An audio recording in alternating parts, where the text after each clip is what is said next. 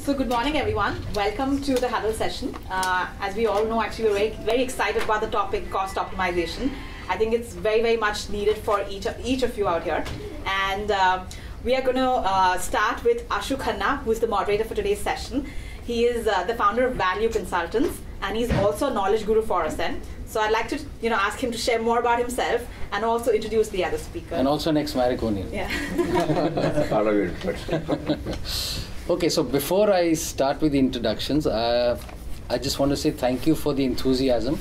We've received a lot of questions, and we have the panel here who will answer the questions. The way we're going to structure this is, we will first attempt to answer all the questions through the panelists. We will also have some themes. We've picked up some themes from the questions that we've got, and we will use Harsh's expertise and his knowledge, to kind of share his views on those themes. So I'm going to start with introductions. I'm Ashu Khanna. I'm the founder of Value Consultants, and I've spent about 25 years in the supply chain industry. I worked with Cadbury and Marico, and then moved on to start my own consultancy. And I worked across industries in the last 7 years. Have had the opportunity to meet a lot of people like you and work with SMEs like you, and also had a lot of experience and a lot of learning from all of you. So that's myself. I will now move on to introducing Harsh. All of you know Harsh very well, but I just thought, Harsh, that I will share some of my personal experiences with Harsh after I became an entrepreneur. So having personally known Harsh for about 10 years, Harsh has a passion for promoting entrepreneurship, and I've experienced that after I became an entrepreneur. He invests time to guide you, share his learnings, and encourage you in any way which he can. And thank you, Harsh, for all the encouragement I have got in the last 7 years. Thank you very much. I will now introduce Himanshu. Himanshu Bajaj is a partner with A.T. Kearney and has over 16 years of consulting and industry experience, working with both public and private sector clients in FMCG, retail, energy, chemicals, real estate, and logistics. His experience includes managing global projects and country-specific projects across India, UK, Switzerland, Singapore, Hong Kong, and a lot of other geographies. Himanshu has also worked with FedEx in Singapore and Hong Kong, and with the Tata Strategic Management Group in Mumbai.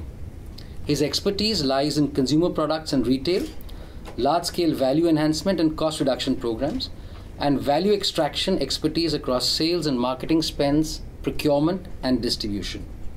Welcome, Himanshu. Thank you. Thank you. Kaushika is also an old friend. I've known him for about 10 years now. So Kaushika is a partner with A.T. Kearney and has more than 18 years of consulting and industry experience with leading Indian and global clients across industries with a focus on consumer products, retail, pharmaceuticals, and healthcare. Kaushika has helped his clients achieve breakthrough transformation, resulting in substantial tangible value through profitability improvement, cost reduction, and service level enhancement. He has assisted organizations envision and implement processes, organization and capability augmentation for a rapid scale-up. Kaushik has authored multiple articles on supply chain management, sales distribution, and manufacturing, and is a regular speaker in industry fora. Kaushika has worked at Larsen & Toubro prior to his management from the Indian Institute of Management, Ahmedabad. Welcome, Kaushika. Okay. So, like I said, we will start with the questions. These are the questions we've received from all of you. So, let me start with the first one, and it's open to both of you. What are the various procurement methods? How do we deal with procurement of agro products, which are seasonal in nature, where cost and quality fluctuates frequently? Can I just interrupt? Sure. I think it may be a good idea to just give a larger perspective of the importance of cost management, what has been the approach, and then go into questions. And makes sense. I think so, because then that will give you an idea in terms of what is the context, So we can go into questions, but I think let's the bigger picture for 5-10 minutes, and I'm sure both. That'd be great. Sure. Yeah. So I'll talk about Marico experience. And I think until about 8 or 10 years back, we thought we were very cost conscious, and we were cost conscious. But we had an inside-out approach to cost management. And we thought we were managing costs extremely well. And at one forum, we had identified cost management as a way to improve our profitability. We thought we were really great, but until we started working with, at that time, I think the first project was given to Accenture. And they did a scoping study. And we were quite shocked to get the results. Okay, you can say almost like 40-50 crores of cost per annum. And that really shook me up. I said, what the hell? I mean, I don't think we are there. And I can safely say that for those who have not looked at costs in a very structured manner, one thumb rule is if you're not looked at least 10% of your costs you can easily save. And it can go straight into the bottom line. Since then we've been doing this internally. I think the larger question is, one is what is the potential and how do you convert them into actual cost saving? I think that there is a larger challenge because potential can be done by a consulting firm. They will also help you in terms of how do you overcome the resistance, and there will be some resistance because it reflects a lot on the existing people. That means the purchasing guy was not doing a good job if there is a potential to save purchasing cost, or somebody else was not attending to costs as that person should have. But I think our organizational way of doing this is not to blame those people, because the moment you start blaming and people think that it reflects negatively on them in terms of their past performance, it will not take root. So it's very important that you send the right signal if you are embarking on a cost management drive. And the right signal is that let's look at future rather than looking at blaming the past. And that's very important because the moment a person starts feeling vulnerable or insecure because there's a large potential in his or her area of cost management, then there'll be a lot of resistance. So I think how the top views cost management is very, very crucial. Number two, many of the projects are cross-functional projects. And that's where the larger challenge is because, it's not just to do with one person, but it has to do with 3-4 different persons across functions. And you need to have the right kind of mechanisms to ensure that each one cooperates and, ideally speaking, forms small teams which, especially for large cost management or cost improvement potential projects, small teams which are tracked. The third thing I want to mention is, I think it has to be reviewed like a project. When you set up a project, and many of you are setting up projects, you identify what all are required in terms of the whole project management schedule. This also has to ultimately get converted into project management schedule. So whatever costs you identified for reducing. And I strongly feel that you need to get some outsider to help you in this, because you will realize that it'll pay back immediately. Your payment, there is always a resistance. How can I pay a consultant X amount? But the payback is less than 1 year. Maybe less than that also. It depends on the size of your business a lot, because people like A.T. Kearney charge a lot, and people like Rashi will be much lower. But all I can say is that don't be inside out. You will realize that it will pay back. I think the larger benefit will be how do you drive a culture of cost management. And since then, for the last 10 years, we've been doing this as a part of the budgeting process. So prior to finalization of budget, which happens sometime in March or April, all the cost management projects are identified through cost functional forums. So there is a lot of ideation which happens across functions, together with functions, just to identify where all we can look at. And that gets converted into actually definitely cost area improvement, some areas where you need to explore. So we have something like about, I don't know how many, 50 or 100 projects every year, which are then identified. Everybody knows these are projects. They are tracked by managing director, if not every month, but once in 3 months. And then for every project, there is a timeline, and we have that green, yellow, and red. So if something is not going, there's a red sign there. So automatically it needs to be attended to. But if you do it in a structured manner and review it and look at it positively in terms of the future, what it can do, I think the scope is enormous. And I would strongly suggest each of you, those who are incurring costs, whether it's material cost or people cost is far more difficult to handle in my opinion, because there is a resistance. But especially material cost, supply chain costs are much easier to handle. I think one other thing which we don't look at in our profit and loss, we only look at our profit and loss account while looking at costs. But there are a lot of costs which are incurred prior to what comes into your factory or your unit, you know. So somebody is doing inefficient manufacturing, one of your contractors. That inefficiency is passed on to you in terms of higher costs. So you need to look at your cost structure end to end. For example, if I'm manufacturing coconut oil, I have to look at starting from how the coconuts are grown at a farmer's level to how the coconuts are harvested, how drying is taking place, what is supply chain before it comes to me.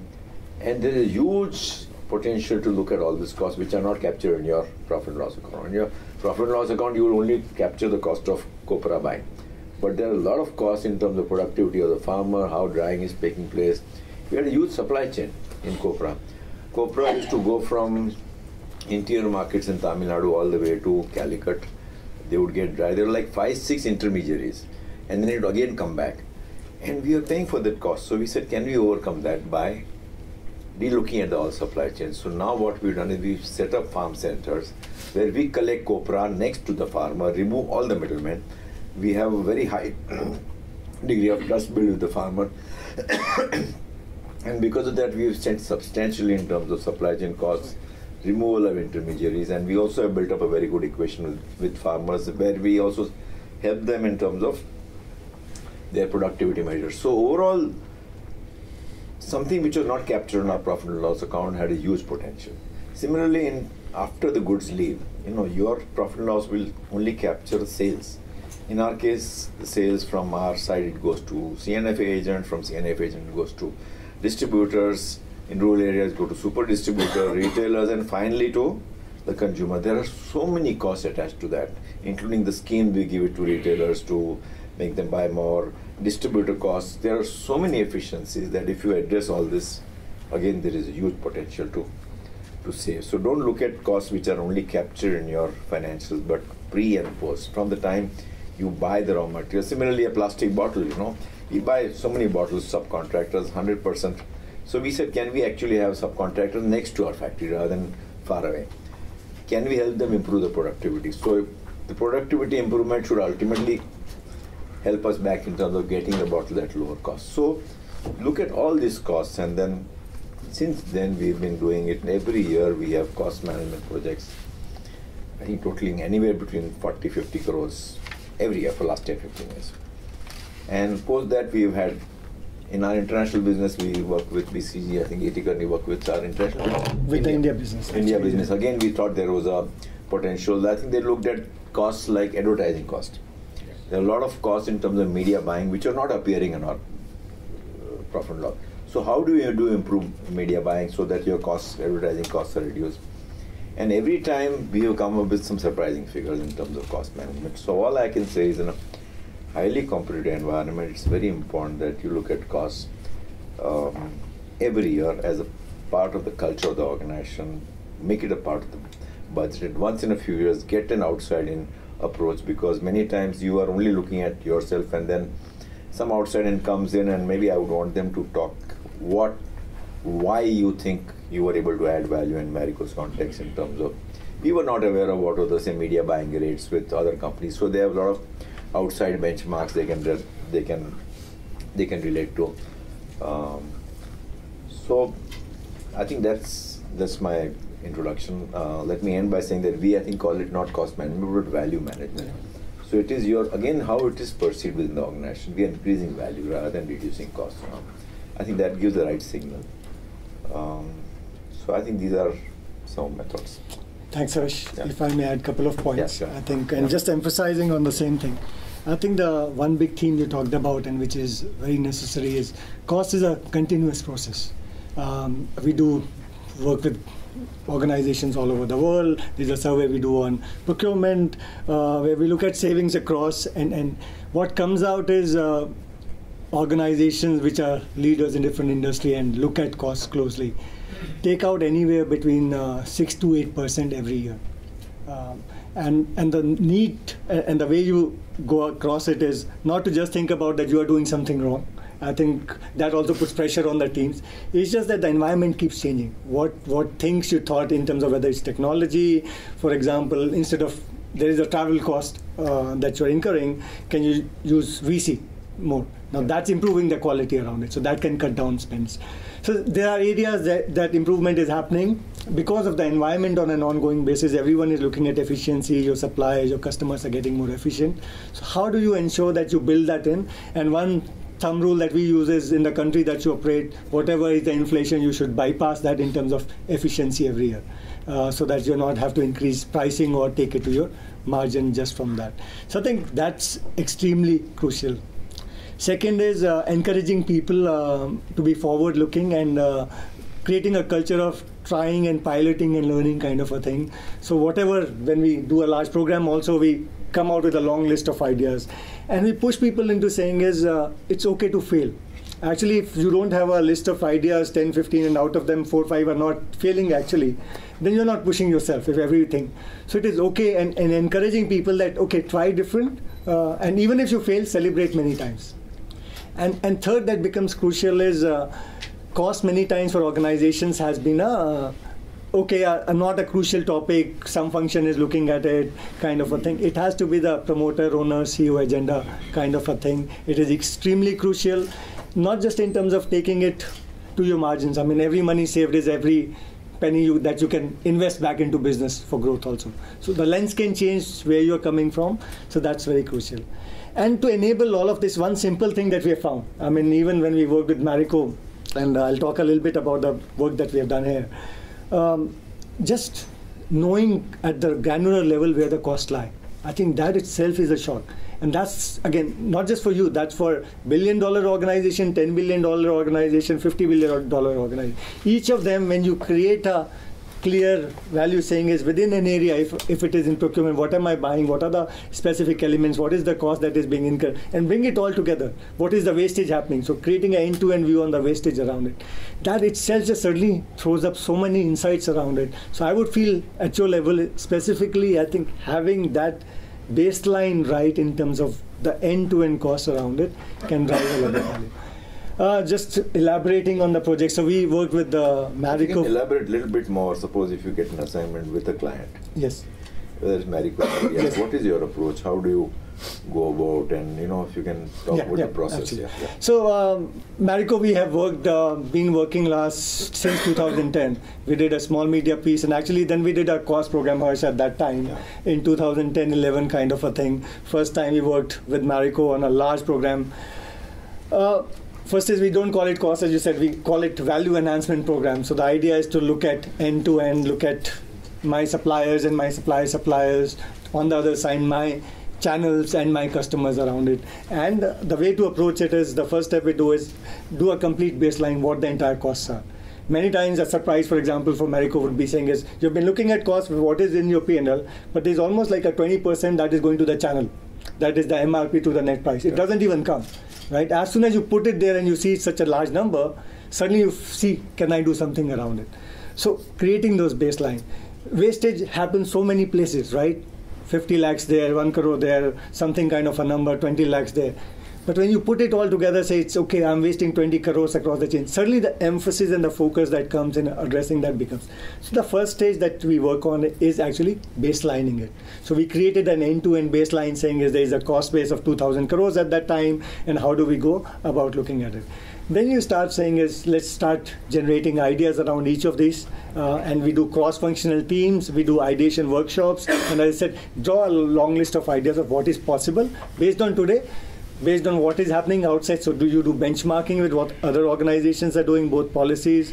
Also you do benchmarks in terms of what is a good cost for me, ideal cost.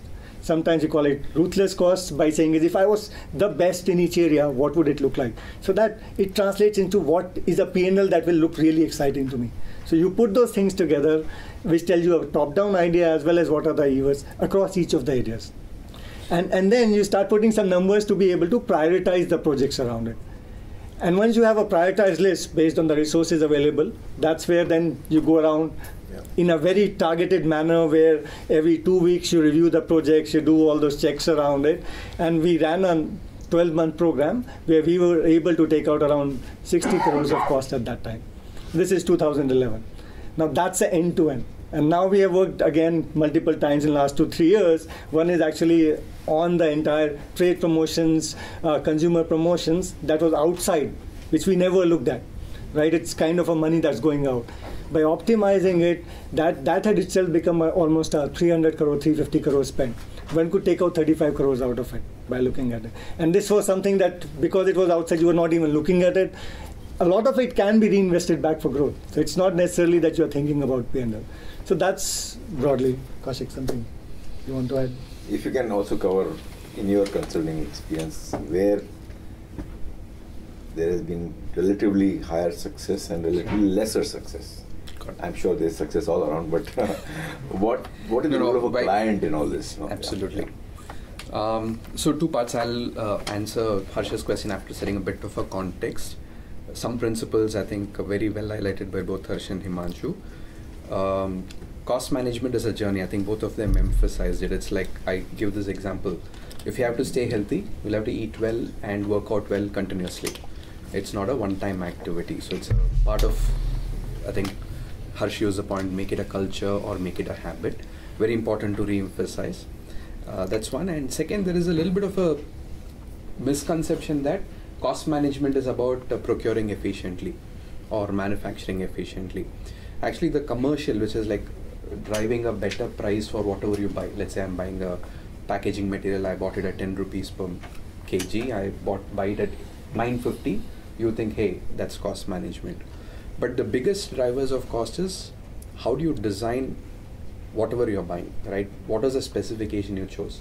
What is the quality you set up? Just to give an example, if you want to do a 1 lakh car, you need to reconceptualize and start a nano, right? You can't start with a 10 lakh car and get it to a 1 lakh car. Across industries, we find between 60 to 80% of cost gets determined the moment the design is in place. I'll give you 2-3 different examples. It can be a packaging design, the choice of material you use, the choice of colors you use, all of that determines 70-80%. And the subsequent negotiation with the supplier or scale link benefits are only the tail 20%. So design right. Similar example in logistics. Harsh talked about manufacturing unit, CFA, locations, distributors. So transportation cost in such distribution, 80% of the cost is determined by the average distance the product moves, not the truck you use, not the rate per truck that you use, right? I mean, they are important, but they contribute to 20% of your cost. If you have a very large average distance, and we worked for the company, a biscuit manufacturer, which is competing with a low-cost organization. This manufacturer had 600 kilometers average distance that products were moving, versus the low-cost competitor had a 250 kilometer movement. Even if you got the greatest truck rate, you're just wagging the tail. So that's the second lesson. Look at the fundamental design, what we call as the structure of whatever you're doing. If it's a product you're buying, what is the specification? If it is a value chain you're setting up, I mean, looking at a transportation cost, it is the average distance that you move, and so on and so forth. The design element contributes to a big impact on the cost, and design for cost is a very important thing. You need to keep revising your designs over a period of time. So these are the 2 additional points on the context setting. What works well, just amplifying some of what Himanshu already laid out. We find even your internal, if you have different products, you will find products were launched at different points in time. They share similar characteristics but are being bought at different rates for various reasons. You're either the same material bought from 2-3 suppliers are at different cost parameters, or if you have 2 subcontractors who are supplying materials for you, their landed costs are different. So internal variations, even before going out to say what is the best in class outside of my organization, internal variations in all your existing cost structures is the easy first point. Ask the question, why is something at X and why is something at X plus 10%? Why can't everything be at the same X price? So we do a lot of internal benchmarking first in the first baselining part to say, are there cost variations which are not necessarily explainable? Some might be explainable. For example, I have 2 factories at 2 different cities, but the supplier is from the same common point, so the transportation cost might be a reason for why the landed cost of a raw material or a packaging material each factory is different. But you can do a quick math to say, okay, this should explain a 2 rupee difference, but actual difference in landed cost is 4 rupees. Maybe the next difference is because of taxes octroi. But after removing for explainable differences, ask if there is an unexplainable difference, and that definitely is a first opportunity for you to pin down. So which is essentially a within organization differences in every item. I mean, it can be whatever you are buying, you can look at whatever you're manufacturing, you can look at whatever you're transporting, you can look at. The second thing we look definitely is at the portfolio level. As all organizations are growth organizations, every growth comes from new product introduction. Not all new products do well. You accumulate over a period of 5, 7, 10 years emotionally some lines which are not necessarily profitable, but you have a personal attachment to it, so it's continuing. It requires some amount of unemotional relooking of delivered profit at, if it's a service, at a service line level, if it's a product, at a product line level, and being a bit more clinical about weeding out what does not provide profitable contribution margins to us. Organizations find it hard, especially entrepreneurs find it hard, because you have invested a lot of emotional capital beyond the resources to it. How do you take a little bit of a unemotional call is very important. Harsh asked about when things don't go well. Some learnings. Cost management is a self-fulfilling prophecy. We suggest cost management should be set up as answering the how-to question. You pick up a number. I want a 10% cost reduction, right? There need not be any basis, but focus everyone to ask, how can I achieve 10%? Don't get them to ask, oh, 10% is not possible, or why should we do 10% is not the framing which will lead you there. Set up a target, give a rationale for the target, then put teams together to orient saying the cost takeout target is a given. It can be one of the simple ways you can say is average inflation is 5%. I need to neutralize 5%. 5% is the target. Now let us ask, how can we get to the 5% target? That opens and orients the collective organization to a problem solving mode rather than asking the why or the rationale mode. If you set it up as why it has to be done, people don't get creative. Instead say, okay, hey, that is off the table. It is something we need for our whatever business reasons. Now let's ask, how can we solve for, how can we get to? So the framing of how to is more important, and the preferred framing rather than why should we do cost reduction. Organizations which fail get caught up in justifying what number to chase. There is no correct number for cost reduction. Any number you put, you can find ways and means to achieve that number. So don't waste time in saying what should be the right number. Rather focus on how to get to whatever number you think is needed from a business standpoint. That framing is very important. The very important second point, Harsh has already talked about it, reinforcing. It's like, we'll always find opportunities to lose weight as a person, right? We won't blame, oh, I had binge eating in Diwali, fine. So don't look backwards and blame, oh, how come? A lot of things might look very simple in hindsight. How come we missed such an easy efficiency opportunity? Don't ask that question. I think Harsh mentioned already, saying set it up as a forward-looking journey. It is not to critique missing out on obvious cost reductions in the past. Where people have failed is, one, they've not set it up as a how, they've set it up as a why. People are arguing why it can't be done, right? Immediately it goes to why not.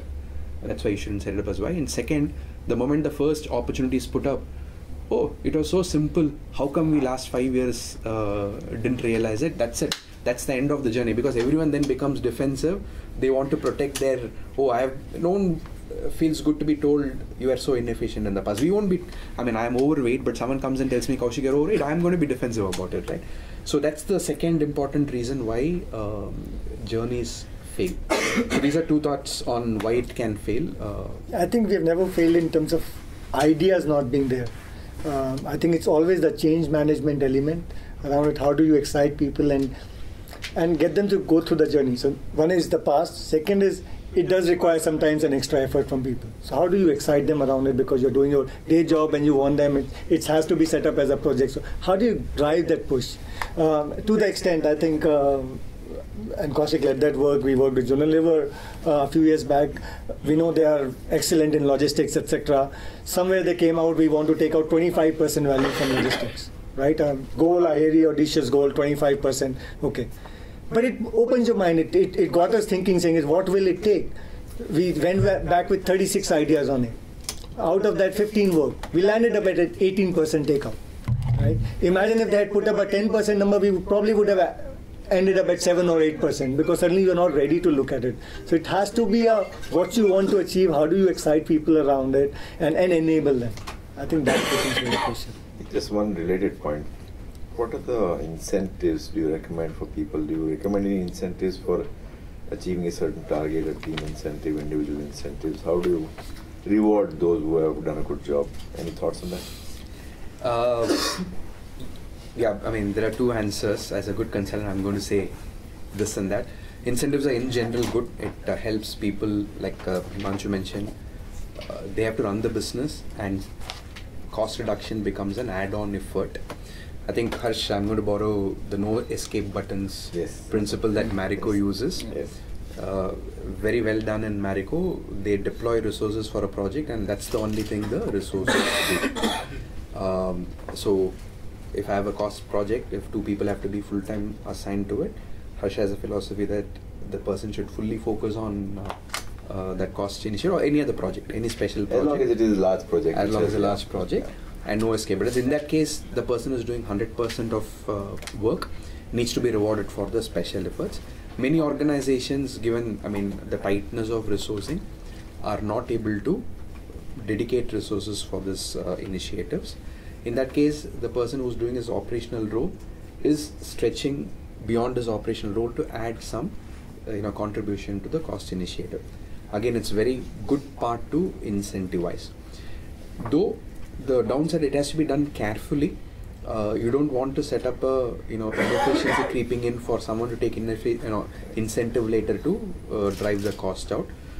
We prefer more emotional rewards. I agree. I'll give you an example. We are working for an insurance company with their sales force. It's not a cost topic, but it's a productivity topic. We want them to do, selling is about calling more clients, getting more conversations going, and increasing the conversion.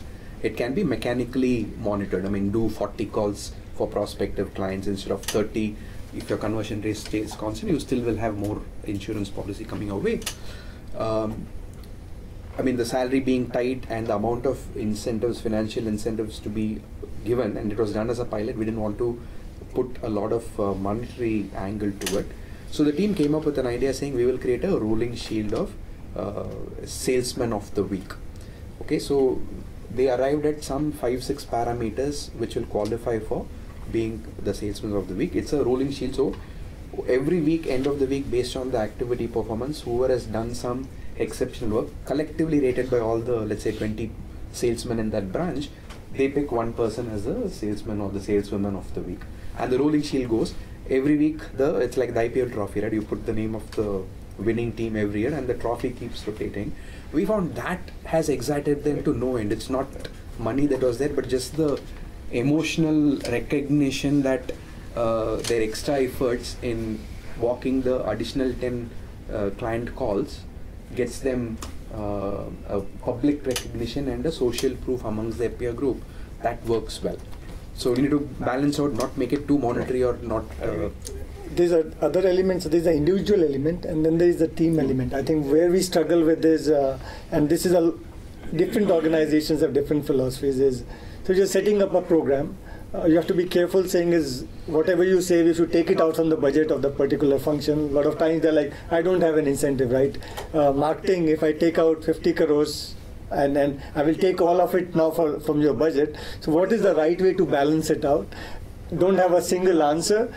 It's dependent on philosophy, but broadly there has to be some element that goes back to them also, to the function, saying it. Now you have a little bit more for your other projects that you wanted to invest in. right? Some will go into the P&L, so it doesn't seem that everything went away, but some you will get to be able to invest back into the business. So that balancing at a functional level is also important. If I may ask, sorry, I'm just taking over. I think Mukesh is there. Mukesh? Mukesh has been handling Marvel. Yes, some of our cost management. He's actually the, what do you call it? It's a Marvel. Yeah, but he was in charge of the whole project. You want to, in addition to what you heard, any other insights to all of them? I think a large part has been covered, Yes. what you and Kaushik and Himanshu said. Yes. And a couple of insights were like a large part of the cost and savings actually comes from outside the organization, which is essentially what one sees is what is the revenue that one organization earns, and that usually starts from the NR. But if you actually, like for an FMCG organization like us, what is the money that we collect from the customer is the MRP. And then between the MRP to the NR, there is a lot of cost element, which is what we give out to the distributors, the retailers, government taxes. And so there's been also structuring changes, like what you put on the invoice, what you put off invoice, and secondary schemes and primary schemes. So a lot of ideation happens over there. The second thing is there's a large, there's a large ROI comes when you do crowdsourcing within your teams as well as include people from outside your company also. So what I've said, we do a lot of ideation at the beginning of the year. We actually not only do within the company, and we really get a lot of ideas within the company, but we also involve our suppliers and people who are working with us, from the outside also. And finally, what we also do is we don't only track the, there are certain metrics that we track, and as I was saying, people review either monthly or quarterly. So this tracking is done centrally as to what is the idea generated and what is the annual potential of that idea. Then once it comes into the budget, we also track that whether the thing is flown into the into the P&L. So the tracking is actually for almost n plus 18 months. So let's say if I generated the idea in this fiscal year, it will also be tracked in the next fiscal year, so that people don't just generate ideas, take incentive this year, and then next year again it comes back as a, for example, let's say you save money in changing some packaging specs, and then next year you get a lot of returns because the packaging led to some quality problems. So it's actually a total level which is tracked. It's not that you do some optimization locally, but then you at a total level you leads to some losses. So that is also tracked. So those are the three. So if you can talk broadly on how your experience has working with SMEs, what is your approach to cost management? What have you seen? What succeed, not succeed? Anything else in addition to what you heard? I'll give you a little bit of my experience with the SMEs. Yeah. From whatever I have seen, I think largely a lot of focus is done on the procurement costs. Yeah. And it's very experiential. The buying is very experiential. So it's very good that people buy because they have a lot of experience. But I think if you combine that with structure, then you will get multifold savings. So there is an art and there is a science. So what I have seen is a lot of focus on the experience, and it's based on experience. The second thing is the understanding of the supply chain and what it can do for you. It's very under-leveraged. So people, while supply chain is a very nice word, people think they understand it. I think there's a lot more, beneath that surface to understand. How is planning done? How can you manage your cash flows? If you can improve your service level, you can contribute to growth. Okay, a lot of people don't have a good sense of that. So that's been my experience really. So combining experience with structure and understanding supply chain really. But again, to all three of you, there is one is to hear a lecture like this and then work on one's own. Another is to work with an outside consultant, depending on your size and whatever. I strongly believe that it has to be some outside in. And this is my advice to all of you. It may sound expensive, but that expert who comes to you, that person can add a lot of value. And many a times internally, inside out. First you do one, then you do it for a few years through your own mechanism. And again, maybe after 4 or 5 years, have one more round of. I think it makes a huge difference because everybody internally thinks that we are there. And I can tell you, we were like so proud 10 years back that we are the best cost managed company until this study happened and just I stopped saying that.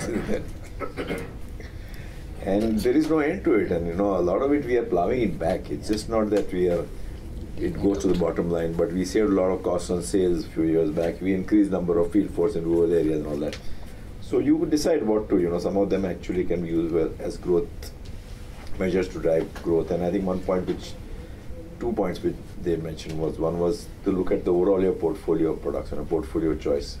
Is there so you may look at profit and loss account depending on each kind of brand or portfolio, and some things you may just, your MI system is not throwing the right kind of thing, and you may say, okay, this is something which I'm losing money. Unless I see light at the end of the tunnel, no point for me to continue. You may come to a conclusion. That's how you reduce costs or improve profitability. The other is I've seen that the concern is being is the 2-3 things. One is the outside and benchmarking, because they've done work for many organizations. They know exactly the costs, and some broad thumb rules are there in terms of overheads to finished product costs or media costs. The other is some of the processes, and many of them, I don't know how many processes like reverse auctions. Yeah. I don't know to what extent all of you using, because many times the process throws up a lot of or process of finalizing specifications, as you were saying. So you need to identify the key processes which you need to look at and work on them, and that again throws up a lot of costs. If I might just add very simplistically, if organizations who have the best professionals can save 8 to 10%, with the best probable systems, etc., there's a huge opportunity where systems are not as good, etc. So that's the way I would look at it. Maybe a few, I think a good framework that Harsh has given. Ways of working is very important. When increasingly we are seeing any long-term relationship which has not been marked to market. When I say mark to market, I have this supplier relationship. I started when I was very small. 10 years, they have been very accommodative and supportive, extended credit, etc., etc. But we've not gone to market for the same item being supplied by others, right? So doing an activity which gets fresh suppliers into the mix, it can be through reverse auction, it can be through manual procurement activity, but just getting at regular points in time, what is the current available prices of what are you buying? If you're buying a truck, you're working with a trucker for the last 10 years, you've not gone to anyone else. For whatever reason, it's okay to test out what are the new trucking models available, what are the new prices that are available, packaging material, media. So any place where we have not, as an organization, opened up and explored new alternate options, both from a commercial as well as technical standpoint, will be ripe for some inefficiencies. What tends to happen is in a long-term relationship, people add inflation, and it looks very genuine and correct to say every year costs go up. So if I bought something at 10 rupees last year, it's okay to give 10 rupee 50 paise next year, okay to give 11 rupees the second year, and so on and so forth. But what this construct misses out is technologies change. For example, cartons used to be manually made, then semi-automatic machines came, now fully automatic carton making machines came. They push the cost frontiers every time. Second, there is a learning curve. You would have been buying 10 boxes in year 1, 100 boxes in year 2, maybe you move to 1,000 boxes in year 3. As your scale increases, you're actually providing a lot of opportunities for your supplier to operate at a larger scale and hence be more efficient. So it's very important, hence, if anything you've bought, if you've been buying it from the same source without any external mark to market or price discovery process across everything, right? I mean, it can be communication services, it can be facilities management, it can be packaging material, it can be manufacturing services. Do a mark to market activity, look at who are the new players available, alternate players available, and which is a very important point. If your process is relationship led, can we open up and look at alternate options? It doesn't mean, we find every time we do a mark to market, we don't change the supplier. Many a times the incumbents continue. 60-70% of the time your current supplier will continue, but at a reset rates. So that's a very important process activity to look at. Second is productivity as well. Everything that we do, if we put a productivity lens, Say for example, we've been distributing products, we use a 709 truck, and let's say I have a 3,000 rupees per day trip charge being given. Right, people are comfortable saying, okay, 3,000 rupees is very efficient rate. I've done a reverse auction, let's say, it's the best price. But the question to ask is, okay, is the 709, if it is to carry 4 tons of product, how much tons is actually carrying? If on an average it's carrying 2.5 tons, you can go back and say, should I be going to a 407 instead of a 709, right? Whatever you have confirmed to buy, are you utilizing it to the fullest extent possible? I gave a truck example. It can be for manufacturing asset you're outsourcing. It can be for anything. I mean, are we taking the full productivity? And simple appropriate productivity measure is it at 90-95%? If it is lower, is there an explainable reason and hence it's a cost? Or if it's an unexplainable reason, can we do something about it? That's the second important check you can do. That's what we do as consultants, right? The one big reason why consultants are able to add value, and there is no reason why you can't replicate that same feature in your own organization, is what I call naive questioning, right? We are new to your organization. There is no legacy of the past or the assumptions on why we operate in a particular way. Whereas you will have a reason on why am I making a product in one location, moving it to another location and selling it at third location. Whatever your structure is, whatever your industry is, right? You get used to operating it a particular way. A consultant comes and asks, why are you doing it this particular way? Why can't you do it in an alternate way, right? To make it live, I'll give the old example, Compaq versus Dell. Compaq used to be the leader in PCs. They used to have a very successful product, very successful market share. Of course, the PCs itself got commoditized, but they had a traditional structure. They started looking at an FMCG company before they launched computers. So they became manufacturer centrally, store stocks in multiple places, create retail outlets, and then distribute the product. Then came Dell, which asked the fundamental question, who ever told that the computer needs to go from manufacturing to CFA to distributor to retailer? Why can't I go direct, right? This is a very good example of naive questioning. And when Dell did that, he was a college student, right? He had no assumptions of the past. He asked a question, why can't we do differently? And that disrupted. And you see a lot of startups asking that naive questioning. There is no reason why only a consultant can come and point a mirror and make you ask the naive question. And because we don't know you, any question we ask typically becomes, assumption-free, quote-unquote naive questioning. And naive has a negative connotation, but I want to make it a positive thing here. How do you install a process of taking a step back and fundamentally challenging all your assumptions about the business on a structured, regular basis? That's what a consultant does. It challenges all the assumptions because of the process we adopt. In fact, if I was to just add to that one, we were working with a smallish organization where people had all come from, actually some came from Marico and some different CPGs. 100 crore business, I mean, comparatively smaller scale organization that we work with.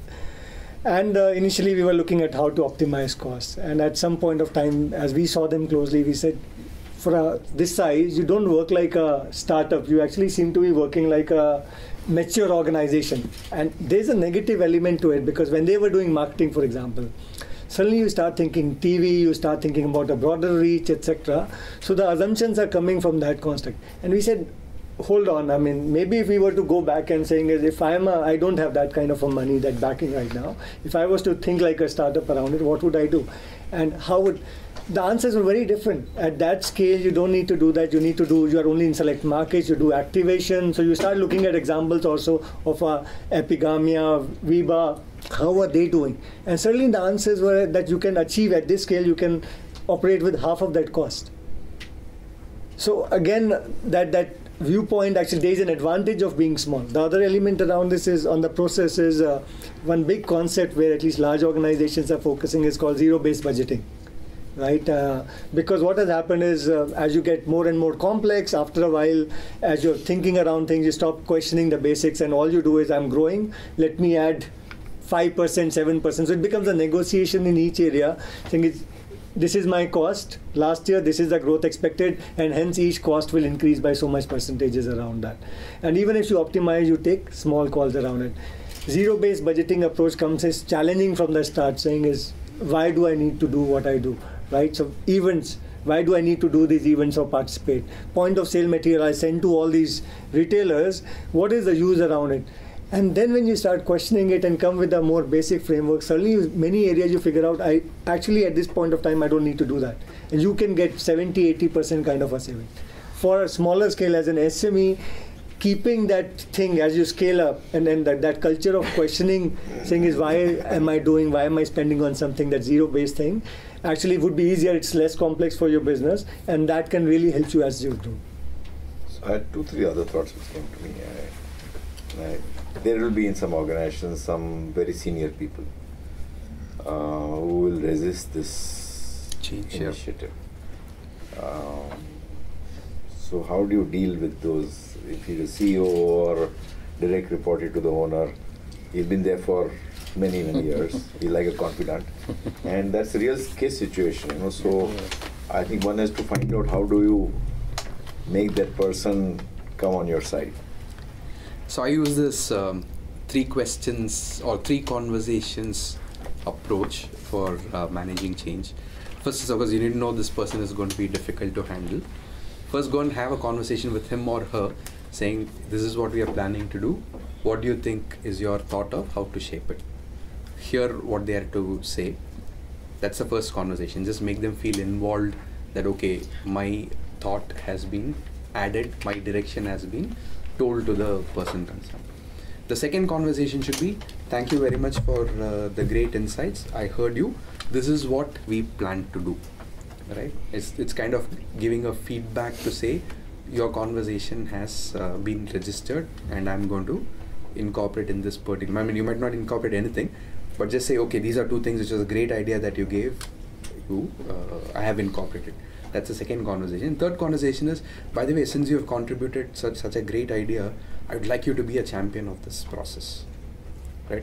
And most people, 100% hit rate doesn't happen, Yes. but 70-80% of the time, if you take a inclusive approach, do these 3 conversations. By the third conversation, at least you would have removed any bluntness and negativity. No. Very likely that you can make him as a co-owner of the process. So I had 2 other thoughts. Why am I saying that this should be a yearly process? Because I think every year or as time passes, your scale changes. Hopefully all of you are growing. So with scale, you get More different industries. economies of scale. Number 2, technologies change, as you were rightly saying, in say carton manufacturing or whatever. So there are opportunities for cost improvement because of technology changes. So the environment changes, something new comes in. So I think something dynamic is happening either within your company or outside in the environment, which will throw up areas for improved cost management. I think that's why I'm saying that it should be a yearly exercise like a budgeting exercise. I think just one thing for those who are very small, I personally think that they should look at growth first and costs later. So I'm saying if you are small, I would go all out for growth first. And I'll give you an example of our entry into Bangladesh. We entered into Bangladesh around 8-10 years back. Initially, first we saw huge potential in the market. Whole market was dominated by local brands, and the directive given to the team was for the first 3, 4, 5 years, just build volumes. Let's not concentrate too much on costs. But as long as we saw that volumes increase, so first 4, 5 years we advertised very heavily. We didn't have a setup in Bangladesh in terms of manufacturing. We're supplying it from India. But that concentration on sales and marketing, because we wanted to just concentrate on that, paid huge dividends. We got 80% market share in the market. And then we set up, and we were not making any money in the first 4, 5 years. Then we set up a factory there, and now the profit margins are like higher than India. I think we make a net profit of 15-20%. Wow. And we're doing 600-700 crore turnover. But that focus, all I'm saying, if you're small, I would personally think that you should look at growth, because trying to do too many things within an organization send the wrong signal. And I think growth is more important than costs. Costs are also important. But once you reach a certain scale, you need to also look at. But if you have very high growth momentum, I would say that give that preference to growth in the initial years. And once That growth happens, of course you look at the cost, you know. But you are just prioritizing between these two, you know, and don't want to get caught into a small 1 crore outfit with 40-50 lakhs your total cost. Then, you know, at the most you will save 4-5 lakhs. But if that 1 crore can become 5 crores in the next 2-3 years, better to focus there. Go there. So I'm just saying this is against endorse. But I think as an entrepreneur you need to make those choices. On a lighter note, if Masayoshi Son is backing any of you, focus only on growth. So I'm more a growth person, but of course at the same time, if costs improve, again it is plowed back into growth momentum. Absolutely, very well said. Okay, Ashu, now you take over. Okay. I think that was very useful. Because, you know, just getting into question cold is not really... That was very good, and that was very useful. I think maybe since before you got... Sorry, I'm taking your role. Any reflections on what has been said so far? We'll come to questions which have been sent earlier, but any reflections? Small clarification I see. Sure. Is you said 8 to 10% saving of the total cost or of that initiative? Just a clarification. 6 to 8 is the number that organizations target over time. So they are targeting saying this is the kind of efficiency I need to generate every year. And they divide it into what you call as the reduction and an avoidance. So around 4 to 6% is reduction, which is compared to a last year baseline, and 2-3% is what it would have increased. I've increased it a little lesser, but that's a kind of a number. There's a question. On the 6 to 8%, it's one thing as an independent entity, like say Marico or whatever.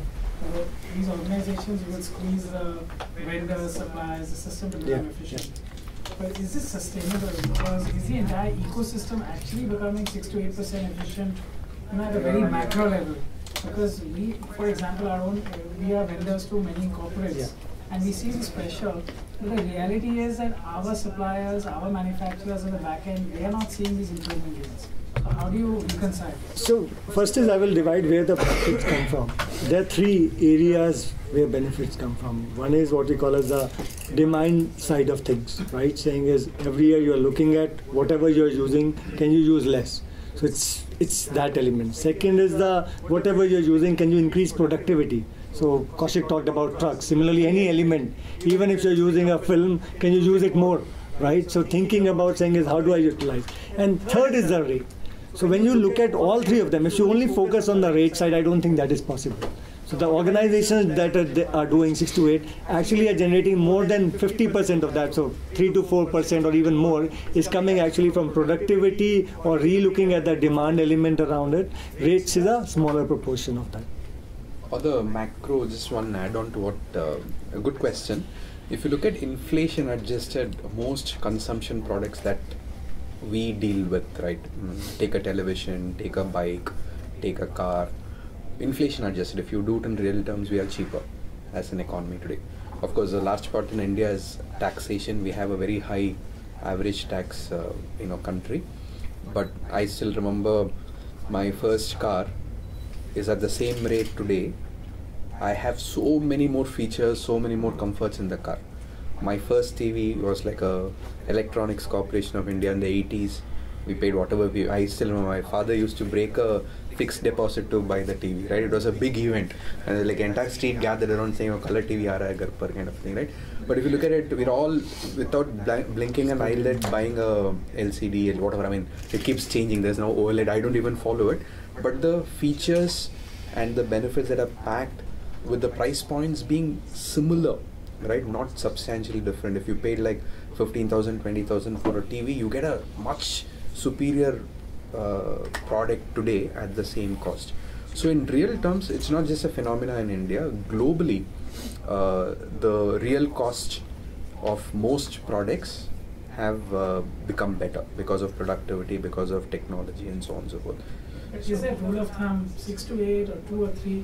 Maybe as a consultant practice, do you all?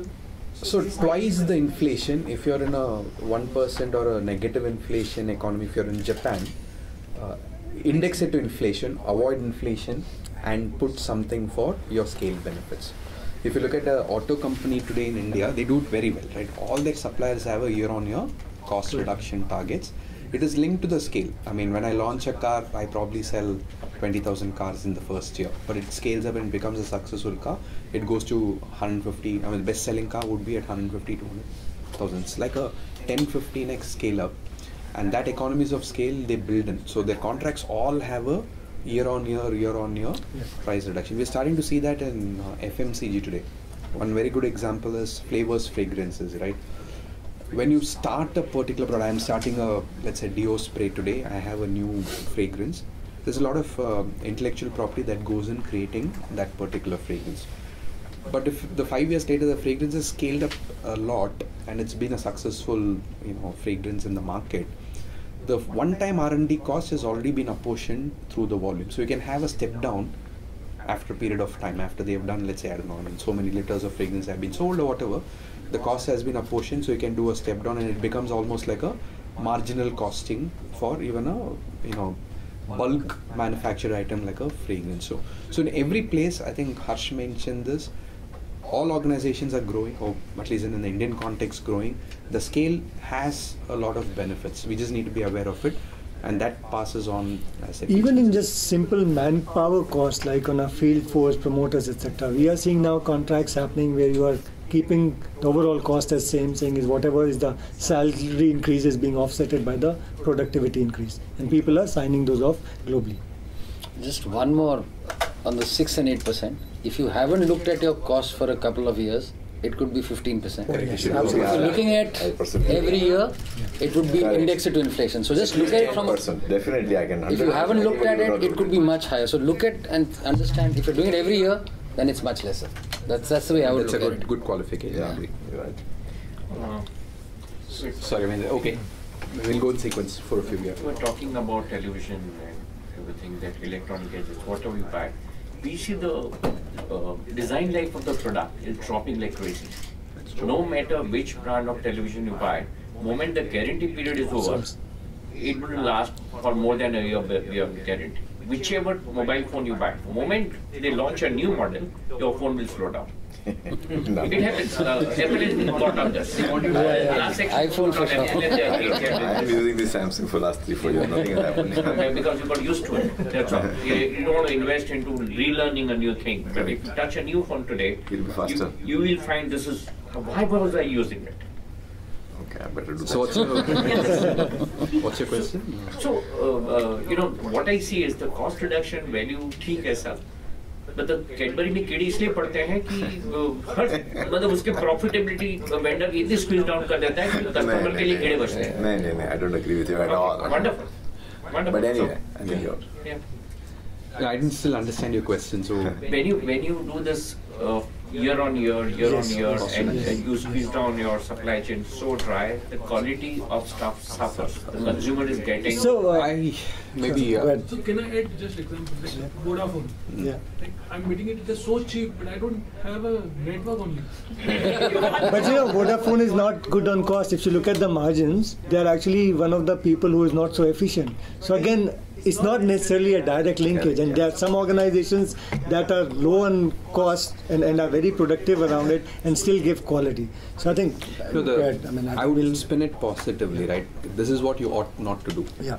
If because of cost reduction, you're easy to do cost reduction by reducing the quality of delivery. That is not cost reduction. Yeah. Right. You are doing a different quality product, yeah. right? I mean, we are not talking of quality diluted or quality reduced. Specifications, reduced not cost at reduction. all.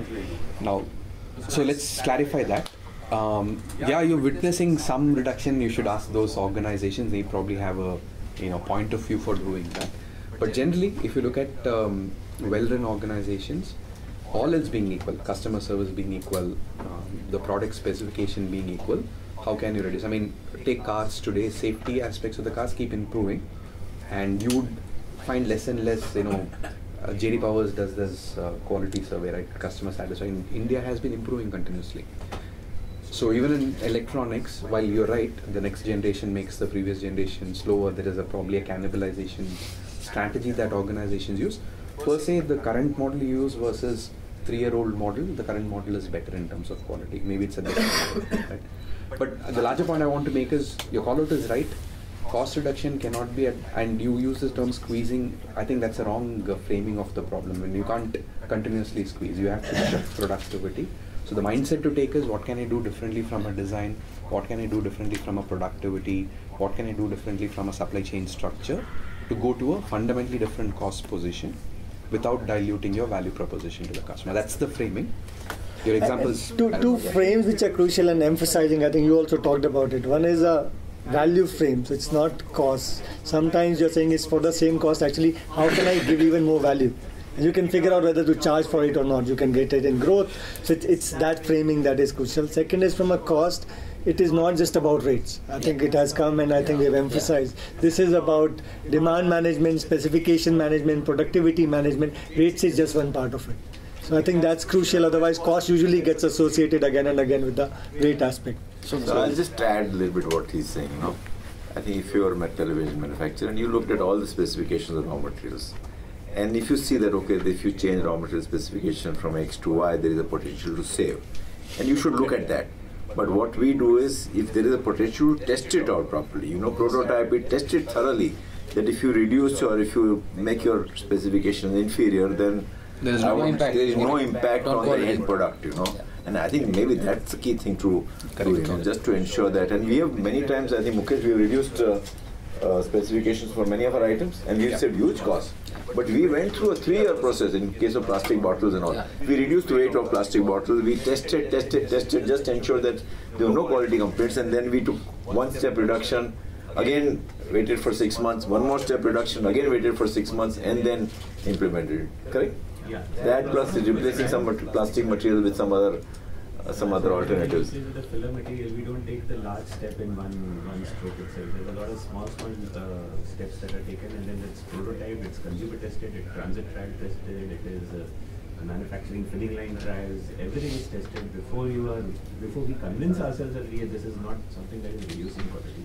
Anything that is changing quality in a downward direction, that is skill. That is never. The way to look at it is that for cost reduction, there are many levers. One of the levers is rate, but that's only one. There are many other levers you can look at. So there's a question from the back. We'll come. A lot of hands up. So I have 2 questions. One is about 6 to 8% when you talk about. It's about the value addition. You want to change this on the raw material side, because I've had some similar experience where we, for example, we are into plastic processing and we tried sourcing a cheaper filler content. At the end of after a couple of months, we realized the variation of the product, the end product weight was much higher than rather buying the expensive material from a known firm.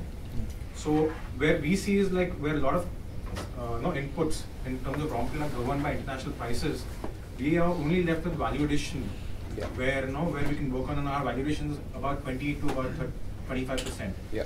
So would you say 6 to 8% of that value addition? No, so to be fair, so question is, this is, as I said, this is a 2,000 organizations, global organization. That's the leading organization. Now, obviously, there is variation. So we understand, for example, an organization that is largely commodity focused, and when we also work, you will find if you get 0.5%, 1% productivity improvement, that's a good number around it. And the pricing anyways is index linked in many of the cases. So obviously the value is much smaller when it becomes too commodity linked around it, right? So there will be variations by industry, by whatever specific amount of value addition that you are doing into it. But the number that I'm talking is more broader in that sense. We can see where we fit in. Second, about logistic average distancing. Now, like you were mentioning about 200 versus 650 kilometers, 250 versus 650. So we have similar cost because our product is more volumetric. Now we have realized that at a shorter distance, we save a lot of money in the transport. For a longer distance, the transport cost go as high as about 10%. Yeah. So what should we conclude out? Should we focus more on the regional side or? So it's a trade-off between manufacturing scale versus transportation cost. I think you need to, what the company did on the biscuits example I was giving, they were able to create local capacities, and the local capacities was absorbable in that geography. Right, so they got the scale benefits and distance reduction because of the size of the market. So I would look at for your own setup, where would you get distributed manufacturing will reduce distance to your customer for sure, but what level of distribution will balance the you don't want very underutilized asset but distributed, because your conversion cost will start inching up, counterbalancing the gains you make on shorter distance. So you need to, there are simple methods, there are tools available for network management which balances out conversion cost and manufacturing cost, and that assessment will help you arrive at what the right mix of, is it too centralized versus too distributed, or somewhere in between kind of. So for example, for a dairy player we did the same thing. The key is end-to-end cost that you look in your network. For the dairy player, because there were scale advantages on the factory setup itself, the answer was different, saying is actually the distance has increased, but the scale of the units have increased, and hence you are still more efficient. So the answer will vary by the kind of industry, but the crucial thing is having an end-to-end cost or a network model that gives you that view. So sometimes you may want to do outsource something you're doing in-house. Sometimes you may want to get it back in-house, from outsourcing. So these kind of things you have to constantly go on evaluating, and there is no right answer. You have to, for each idea, you will have to test it out. You will have to see the pros and cons and take a call. So Mukesh. just to add to Yeah. So just to add specifically to your, so for example, when we set up a factory in the north, a lot of that was being produced in the west, and similar like this, there were certain plastic processors, packaging and all that. So we were wanting them to shift to the north rather than taking the materials from here. So whatever materials like caps and closures were there were okay to be sent over freight. But so obviously the suppliers who were there, they were not willing, and or they were a bit unsure of putting up a newer factory over there. So what was the logic given was that, okay, hey, here is an anchor customer who will be able to satisfy X percentage of the cap capacity, but you also have an opportunity to pull your balance capacity which you are filling by going to other customers. So then actually that adds to the growth also. So at least you have some assurance that, okay, some percentage is getting built up. So to answer what Kaushik was saying, manufacturing scale versus transportation cost. So some of these calls can be taken jointly with your client. So there are a few other, maybe. So I have a question, and I'll give a lot of examples of raw material cost, logistics cost. In my P&L, the main cost after raw material is human resources. And in this organization also, it is human resources the main cost. So when you undertake a cost optimization project on human resources, and a lot of people will have to be let go, which are unproductive resources, so that will cause a demotivation in the organization. Yeah. So how do you handle that? Do you just say that it's not a manpower reduction project, or you call it something else?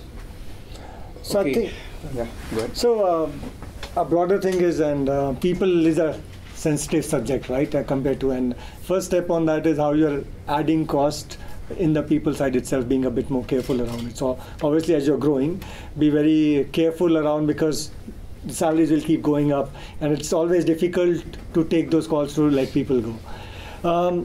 When we look at a people cost, again, it's not, first is the demand side of it, again, productivity element around it, number of people, and then there is a salary element around it. You see how you can optimize, and in a growing organization, if you figure out that I have more numbers, where your specific question is coming, most of the times growing organizations have taken a call saying is, for a short term we will absorb it because we will not hire more people. There will always be some natural attrition that will happen, and hence over a period of time, over next to 1 year, 1.5 to 2 years kind of a time frame, I will be at a right level. So that has been a call in most of the cases. There have been instances, and again it comes from your specific context and where you are in the overall sense of things. There are organizations where the P&L has been in such a bad shape and the business can't continue that they had to take those tough calls around it. So upfront be cognizant and careful around it. This is more difficult area to address, and then if it is possible in the short term, if you are a growing organization, take a more balanced view around it rather than trying to jumpstart it immediately. If you can manage it through growth and attrition, do that. It does have an impact in terms of the motivation levels. Maybe a couple of, having increased, and suppose you have to take a call, what has worked? There are enough examples of people being transitioned out in India, done very humanely and nicely. There are 2-3 learnings. One, when it is given adequate notice, plus adequate support for transition, things have always been smoother. So for example, I have to shed 20 people from my organization. Don't call them in the morning saying, hey, you have no job, right? Start preparing the organization 1 month in advance, saying, okay, there is a reason that we have to look at. Second, identify the numbers that you want to shed and think of alternate plans. What can you help them with? Many instances when VRSs have succeeded, people have done internal counseling sessions on helping them. I mean, 3 things you can do. You can either absorb them in a different location of your own factory, or you can help them with some training and finding another job kind of a support, or give them a meaningful separation money which is well invested, at least protects part of the take-home salary, giving security, right? Or you can do a combination of all 3. Removing the uncertainty, providing clarity that the reason why it is being done is because of business reasons, and being fair in the identification of the people. Second, managing the people who are in the chosen 20 or whatever that number be with adequate support. If you say, okay, I'm going to first give you a 3-month notice, I'm going to give you this lump sum which will at least provide 25% of your monthly salary if it is invested well in the mutual fund. By the way, I have a financial advisor sitting next to you to invest that money, right? I'm also going to put you for a small training. These are 3 training programs you can choose from, which will equip you for your job searches. I've also put a counter where there is a job provider who will help you with some options for interviews. Think through it holistically. Don't make it a surprise. Give adequate transition time. More often than not, you will be able to do it well. The things that backfire are unanticipated, unexpected, or what is seen as unfair. People see, oh, I shouldn't have been the person who was asked to go, and those are the 2 things to avoid. Yeah. I come from a financial services background. I run a financial services firm. So bulk of what you guys have spoken thus far, I understand is related more to the manufacturing side. So if you could just throw some light on what part of cost management can be relevant for someone like me. So we are a service provider ourselves. 80% of our cost are human resource costs. Can I add to that question? Yeah, I had the same question about the services sector, services industry. So especially the outside of office costs, the supply chain costs and all that kind of, at least I'm not able to fathom how does it apply to service industry. So if you can. So in service industry, the biggest element is productivity of people. It's not so much the cost.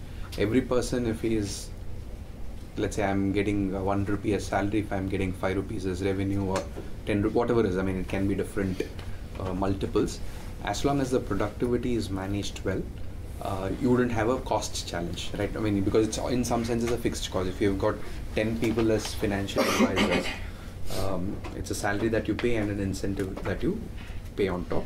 How do you increase the productivity, and how do you variabilize the takeout? So we have a very high share of our salaries coming from success or profit matrices that we are able to manage.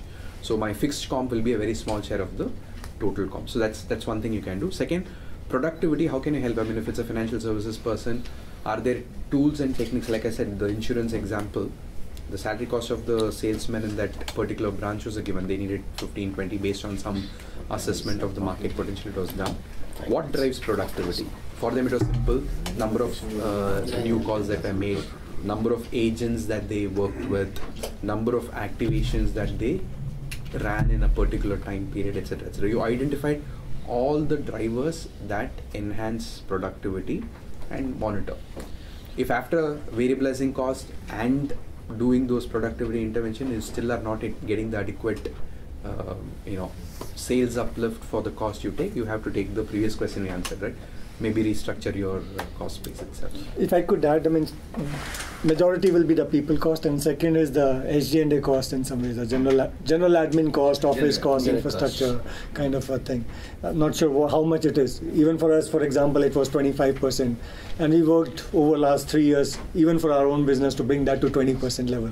And that 5% directly flows into your investment or to that. That's the other area. So when we work with the financial services, it's either on the people side or on the SG&A side, infrastructure, etc. Again, all the things that we talked about, all are applicable from our demand, specification, even your office, right? How much space per person that you have?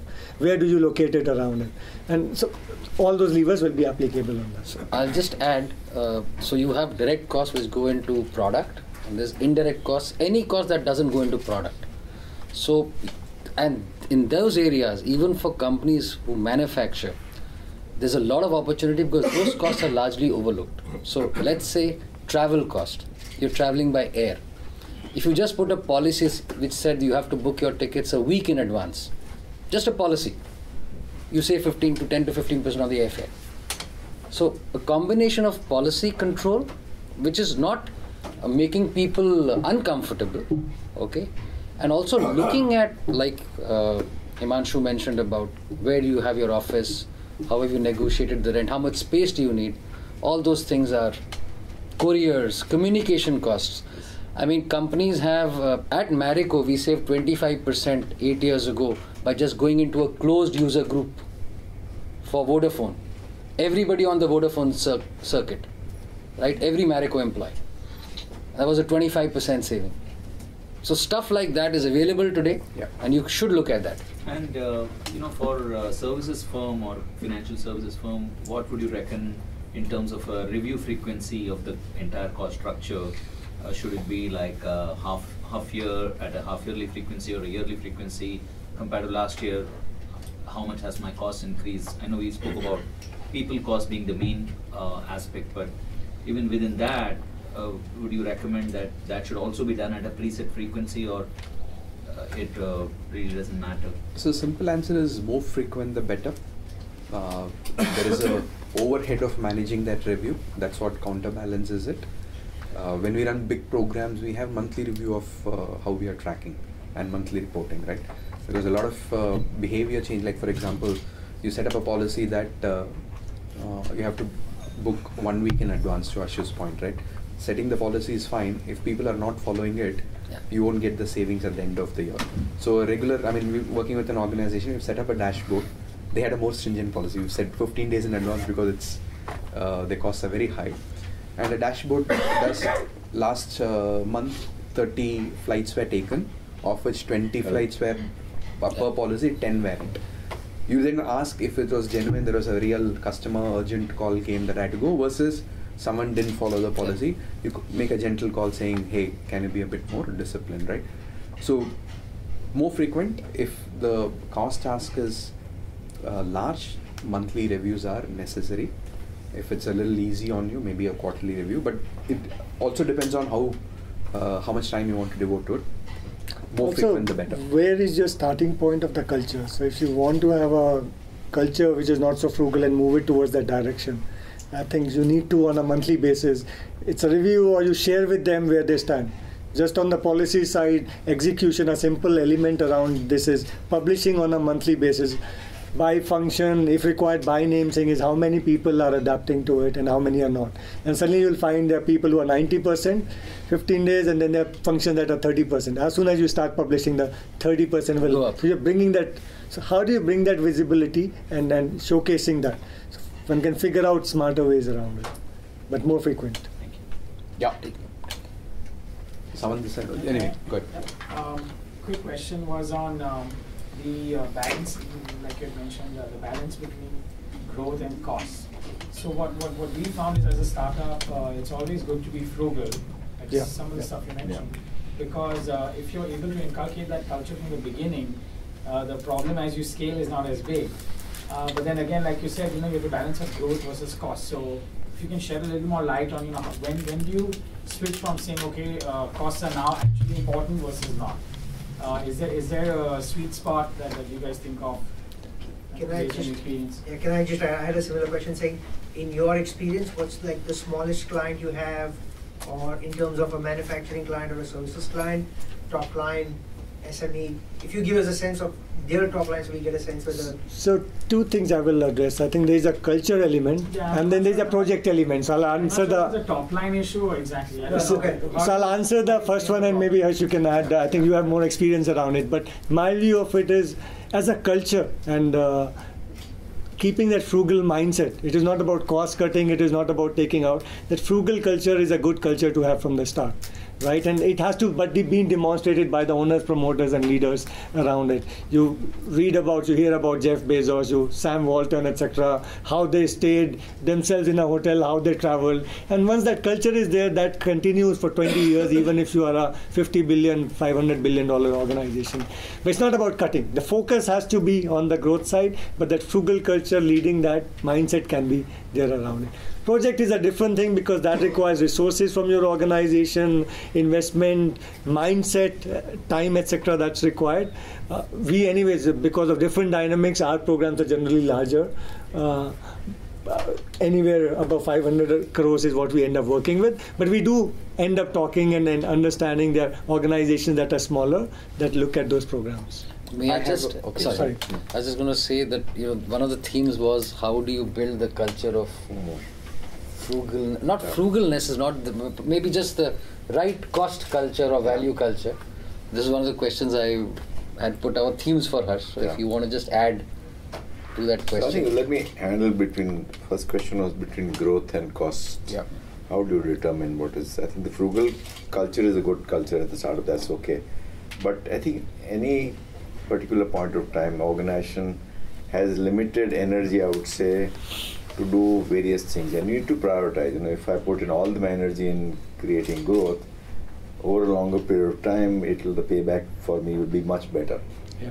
Now, if the organization can manage both together, then it's okay. But normally, I see that there is a conflict. If you have a very strong cost management focus, then the growth can get impacted. So I think it's a judgment call you need to take. What is the right time? Up to what time you want to pursue growth? And when do you want to, once having got that growth, when do you want to start concentrating on? But at some stage, both, you have to manage both. But I'm saying especially in a new product or a new geography, we look at growth first, just to get that scale. Because if the scale is not there, the cost you'll save is minimal, Yeah. So I think the key thing I want to mention was get that scale and then look at cost, because then it will become much bigger. Maybe just one overlay to what just Harsh said. If it is possible, you can think of activities drive cost. The activities can be classified as revenue enabling activity or a non-revenue enabling activity. I'll give it an example to make it live. If you're in a business where you have to meet clients to sell, like a consultant has to go meet clients, we call that a revenue enabling activity. A non-revenue enabling activity can be an internal meeting. We have a training program or performance appraisal process or some internal reviews, etc., etc. So if the cost associated to be taken is for a revenue enabling activity, we don't think twice. So if you're in a manufacturing industry, there is a regulatory call if you don't go on time can have a impact, or a customer call if you don't go and visit them on time. Even though we would have had a 7-day or a 15-day booking policy, we'll violate it and be pro revenue enhancement. Whereas an internal training, we'll say, okay, actually book 1 month in advance or do it on video conference rather than if it is not necessitating. So that's a good frame to think of. If you can classify your activities as revenue enabling and non-revenue enabling, which is also important, but you can be a bit more cost conscious and a bit more proactive about revenue on the side. And that's one way to do it. An interesting story on that was we work with Walmart a lot, and they were trying to move the e-commerce business ahead in China. And as we were discussing with them what to do, and they wanted a team to visit China, they were just figuring out what is the efficient, and they're so efficiency focused as a broader. The earliest flights they were booking were 3 months ahead, and in 3 months in a Chinese context, when you talk about e-commerce, probably organizations would have doubled in size. This is 5 years back, right? So at some point they had to remove saying is this whole e-commerce is a different industry. We can't operate. It has to be set up in San Fran. So they moved. Saying is this team will not actually sit, the talent lies over there, we want to have a separation, we will move them out to another location around, till it got to a size, and then they said, okay, now we also need to think about synergies, we will bring it back into and bring that efficiency element into it. I'd just like to add out here, clearly as you have mentioned, to Can I just finish one thing since you're on the earlier question about the culture which you had mentioned. I think one key thing is that, okay, you may have a frugal culture, but you can't be penny wise pound foolish. It's very important, especially when it comes to attracting talent. Then you can't say that I will not pay somebody and compromise the quality. I think on people front, I would not, especially if that person is good quality. There is a saying that if you give peanuts, you'll get monkeys. You don't want monkeys in your organization. So you have to have a very differential way of thinking when it comes to costs, depending on what costs you're looking at, If you're catering to a very high end, for example, an Oberoi hotel, they have to look at luxury. But then they are overcoming that through the pricing. They can't look at reducing or the specification, which will give a different picture rather than luxury hotel. So you need to look at what is required, and you can't apply the same metrics or same parameter to determine each and every cost. Within an organization, you may pay very highly to people, but at the same time, you can be frugal in terms of wastages. You can be frugal in terms of travel. But sometimes I think some organizations go overboard, and I always say that somebody like Wipro, they don't allow international travel to very high at a business class. To me, that's dysfunctional, because you're traveling 10, 12, 14 hours, and then you're going, next 2 days you'll just waste because you're productivity. So you have to take the right calls. You just can't have the same parameter in terms of the same lens to apply to each and every cost. I fully agree that all the wastages should be controlled, irrespective of how much you may be paying the best salary. But at the same time, on people front, especially if they're going to make a difference, and I can tell you, in each and every business, people are the most important asset. And I spoke yesterday at a conference. I said attracting talent is more important than attracting capital. Because talent to me is going to be in shortage much, much more than what you are facing today.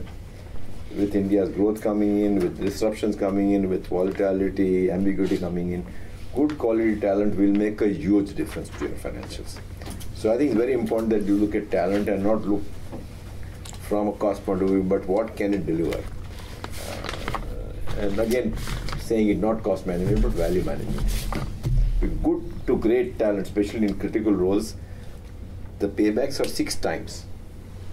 To a great guy, if you get in a very, very important role compared to a good guy, you will have a 6 times multiplier in terms of efficiency or in terms of productivity. So, yeah, somebody else was saying. As you mentioned, to bring down the overall cost by 6 to 8%, you need help from someone from the outside, right? SMEs face a challenge of the capacity to pay and the willingness to pay. We may be willing to pay, but we may not have the capacity. So can you share some light in terms of how do we look at this project? What kind of consultants or firms we should approach? Targets we should give them? How I won't say this. I can't be saying this. You have to say.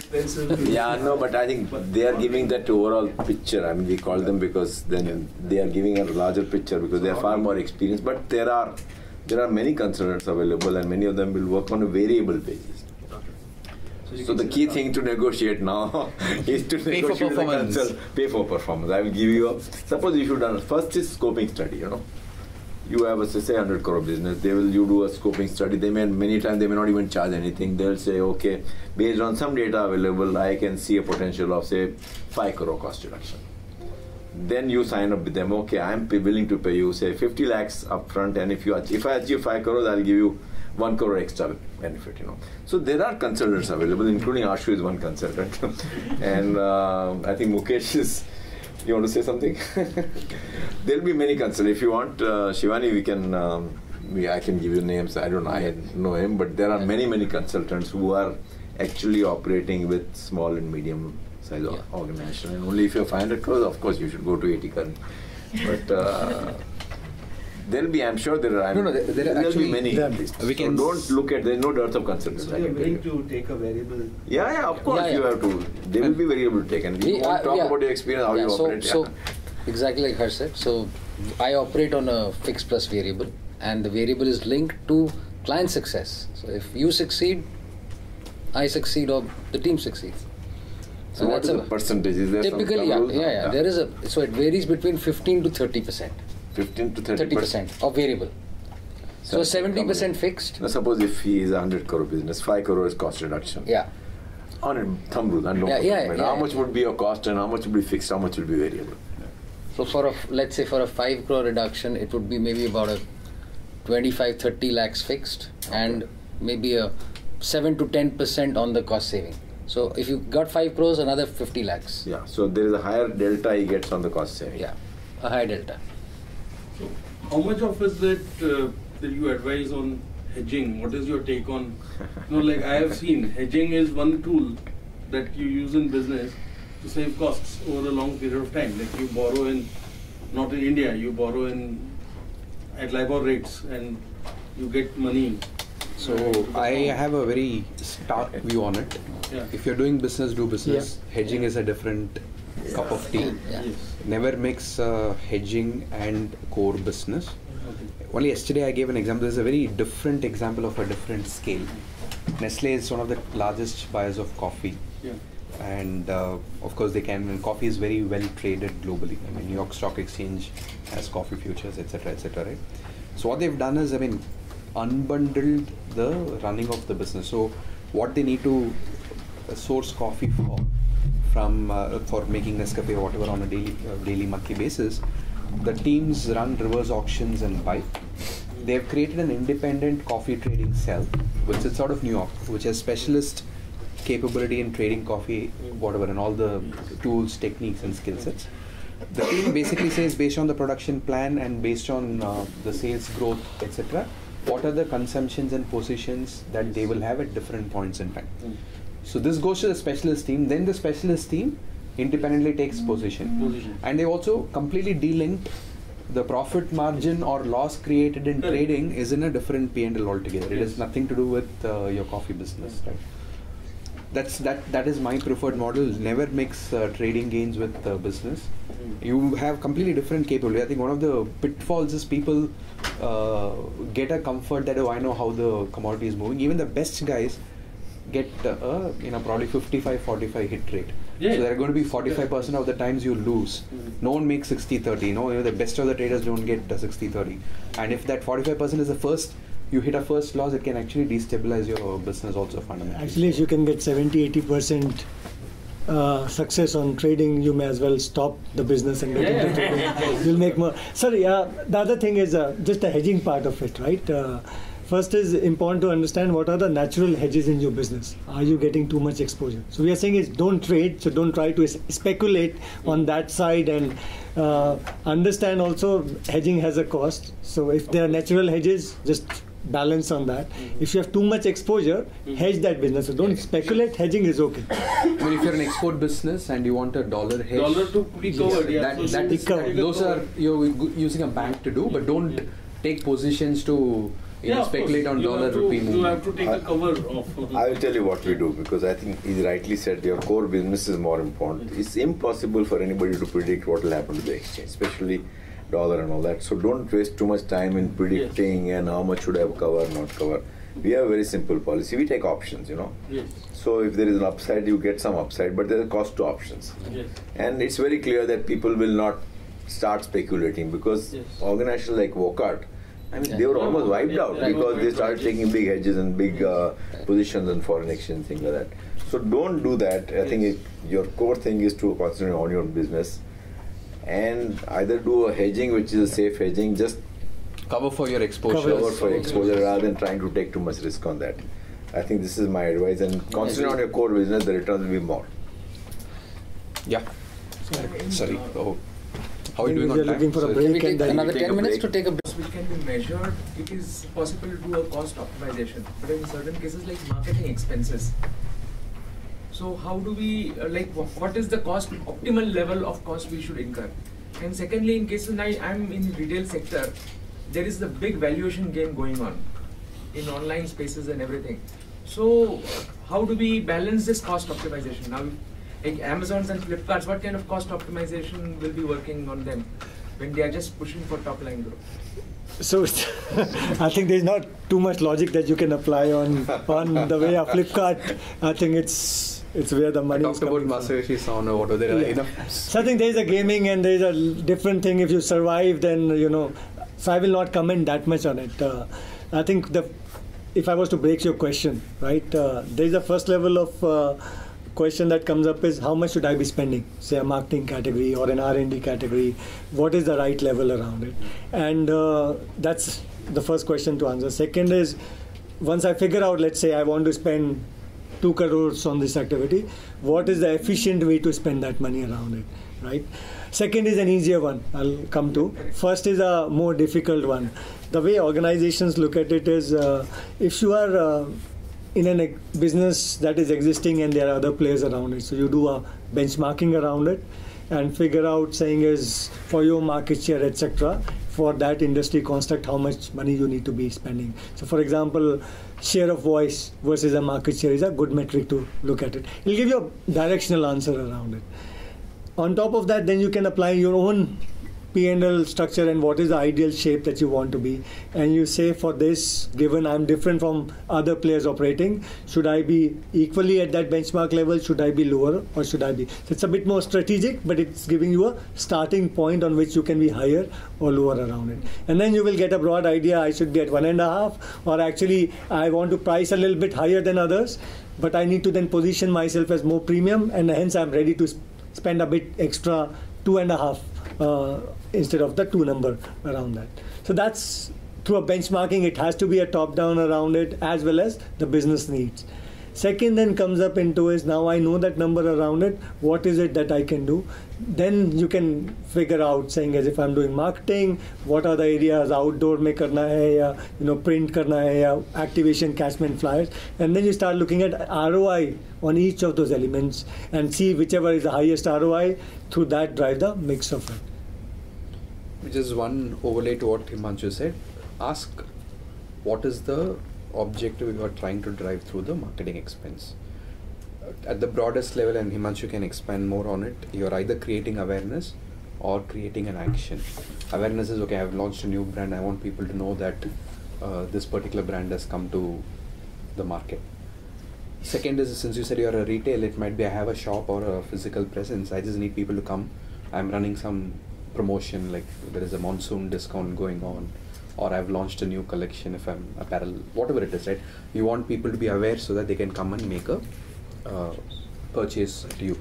So starting point should be, what is the purpose that I'm going to spend the money on? Depending on what you're spending it for, there are different vehicles and mediums that are easier. If I'm going to do a store activation, I wouldn't go throw money on a television channel, because television channel has like a 250 million household reach kind of a thing, and very expensive, right? If it's just a store, a lot of paper inserts or billboards or door-to-door activity around the captive itself can be sufficient. So that's only qualification. And that's how Zara, for example, spends 0.5% on the marketing. Primark will again spend that number. But if it is a Shoppers or a Pantaloons or organization, many of them spend 5% of their spend around it. And it comes from saying, as Zara is saying, is awareness is, whoever is my target, he's already aware. So I really, and he's well positioned, so I don't need to retarget or rephase it. Because I don't need to do it, I don't really need to do TV or anything around it. I don't need. So they just don't spend on it. That's the demand, saying is, I don't have to worry about the rates, etc. You've taken a strategic call and saying is, this doesn't really, is not even required for me. And you have removed that entire spend element. Then you come back, is the only time I need is, there is a call to action. So the need for me is, when I'm doing a promotion or sales event, I want people to know, for that particular time, I'm going out, whether I'm putting a billboard for that 1 month or putting an ad in a TV or doing a mall branding, that's the only time I do, and hence I live with that. Versus if I was an organization that says, okay, I am positioned at a certain level, I am now, people have been seeing me for 20 years, the new generation that is coming sees me as the dad's brand or another level, I need to retarget it. In that case, I may have to go and do a large campaign. Then the costing will be different. So that's... Many times, just to add, is that sometimes there is a lot of internal resistance. The key thing is, okay, prototype that. Try it out in one market, not advertise, or advertise double also, if need be, and see what is the result, And many times it's very difficult to judge. So the key thing is, in all these costs, you will get lots of ideas, but to actually implement that, you will have to go through a series of experiments, prototypes, and then finalize, rather than saying that, okay, I can cut down my advertising costs or marketing costs. Sometimes it may be better to increase cost also than increase sales also. That, to me, again, that is value management. This has happened with us, this example, and we are, as consultants, always conservative. D-Decor, for example, for their scale, they took a call to invest with Shah Rukh and Gauri and said, we will put up a campaign, and they had a trust around it, and they said, we need to build, because there was a need. There was a need to build an awareness. They wanted to position it at a premium level and be able to charge. And they took that, as an entrepreneur, you are able to take those calls that you believe. And they invested in that campaign. And it has worked beautifully for them, the kind of growth they have seen over the last 5 years itself. So an objective is crucial, and then you'll have to try out. Beyond the point, when we did the analysis, we actually were not probably supportive of doing and investing so much money in that campaign. Shall we take a break? So a 10-minute? Yeah. We will continue. There were some specific questions that some of you had put across. Most of them, when I was looking through the list, have been answered, but there are a couple which still we will address. And then one or two themes, like we were speaking about, I think we'll request Harsh and the panel to talk about. And then we can take some more questions. Okay. One of the specific questions was, how does one create a standardized framework for costing? So I'll leave it to Himanshu and Kaushika to take a stab at that one. Should I? I'll start. Just as a quick admission, amongst the various things I failed at, accounting was one of the biggest papers I flunked in my MBA. With that caveat and disclosure, there are two kinds of costing. I think there is an accounting costing which all of you are, by statute necessitated to do. And one of the questions probably what consultants look at is what is the economic costing, right? Accounting costing is easy. Economic costing goes into what are the cost drivers. Typically, cost accountants are very good at putting together the economic cost models for you. So looking at probably recruiting a cost accountant or working with a cost accountant, creating, and we talked a little bit about not just as the revenue minus cost equals profit, but if you're a service provider costing your services, or if you're a product manufacturer at a product SKU level, trying to get as granular a costing is, more granular you get, more opportunity for efficiency you can drive. And co-opting a cost accountant is probably the easiest way to do it. Unless you yourself have a costing background, you can do it. The challenge typically comes in costing on what are called, all of you know variable costs and fixed costs. Variable costs are directly attributable. Let's say if I'm making a parachute oil, all the copra that goes in, or a cost of the bottle that goes in, is a variable cost. It is directly attributable to the product. Then there are fixed costs. It's like a marketing spend on parachute oil, or overheads of running the office like this. The easier part would be at least get the contribution margin level costing done for each very quickly. What is the contribution margin? Revenue you generate minus all the directly attributable variable costs. Are we positive there? The second is the delivered margin, which is then removing all the fixed costs that are attributable. It gets a little bit more complicated allocating fixed costs. For example, if I have done a parachute branding, and let's say we spent 5 crores for that branding, how do you allocate that parachute brand cost to all products that carry the parachute logo? It becomes a little bit of a judgmental call. So these are the two. Start with revenue, do a product-wise costing, do an economic costing. Easier to do the contribution margin level costing. All the revenues coming from a product line minus all the variable cost gives the contribution margin. Then comes how do you net off fixed cost from the line to derive the delivered profitability. The judgment calls need to be taken. There are simple principles which people can help you with in arriving at it. So that's a little bit of a... Two areas where we have found value, and it varies from a B2B versus a B2C context. This doing the right allocations at a SKU level and the B2C context is very helpful, even if it is you are off by 1 or 2%. At least it broadly gives you an idea where you stand, and we have found even with organizations that are between 2 to 5,000 crores and have supposedly the right systems, that they end up overlooking enough SKUs which are actually negative margin. even at the contribution level and some at the next level. And this changes also over time because your pricing changes costs. So having a process that gives you the data on an ongoing basis and someone is reviewing it at least at a quarterly basis to say something is negative, the decision can be I will take some pricing action or a cost action to take it positive, or it's because some environmental factor which will get corrected, or actually it has been negative for last 2 years, I don't see a positive, taking it out, but it doesn't happen on its own. So I think that's on a B2 side crucial when you are thinking about costing. When it's B2B, having a customer level costing. I think a lot of customers have different kind of costs to deliver. Many of them have different credit requirements, return percentages are different. Some are actually will take, some are just a bit eccentric and will push back more products to you.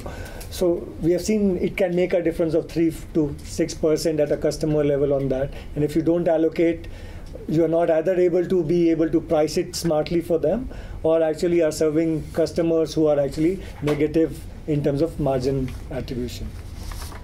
Services costing is a bit more trickier because you will have the share of fixed costs in a services. Like, I mean, someone was a financial services company here. 70-80% is the salary cost you do, and each person will probably be doing multiple things, not dissimilar to consulting. It gets trickier because 80% of your cost, or probably 100% of your costs, are fixed in nature. It's not allocatable to specific activity. But we have evolved mechanisms. We look at utilization. We have every job, we try and create an independent code where we allocate time. So suppose if I've had a 40-hour week, first day I spend time on this particular client, this particular activity, second day I've spent time, using the amount of time spent, and at an aggregate level we know experientially we run at, let's say, 50% utilization. So at any point in time people are working 2 to 3 days on a client work and are doing internal or business development activities. Using some of these matrices, start building out saying, okay, total time charged with the rate per the time charged is factoring in for underutilization, training time, etc. Plus the salary cost, you build up some costing model, and then you need to think of, on top of it, how do you price it, value-led pricing or a margin-led pricing, etc. But more complicated than product costing is easier because you can directly say these are variable costs, these are fixed costs, and typically in products 60-70% of the total cost will be variable costs, so it's easier to drive a costing setup, more straightforward. Okay. There's one which is very specific to the commodity buying of agro products, so I'll read the question out. What are the various procurement methods? How do you deal with procurement of agro products, seasonal in nature, where cost and quality fluctuates frequently?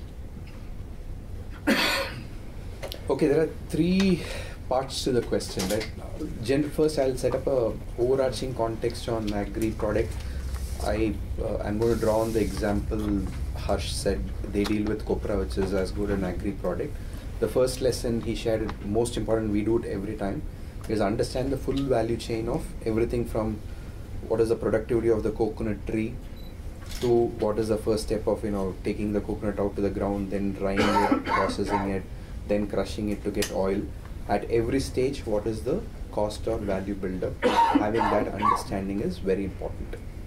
Second, from a cost management side on a commodity, typically we see commodity has 2 kinds, when we talked about costing as well. There is a core commodity cost, which is driven by demand supply, and then there is a transportation, wastage and value addition cost.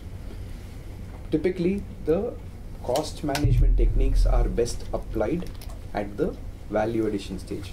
So I'll give you an example. We work for a biscuit company. Wheat flour is the largest contributor to manufacturing of biscuit.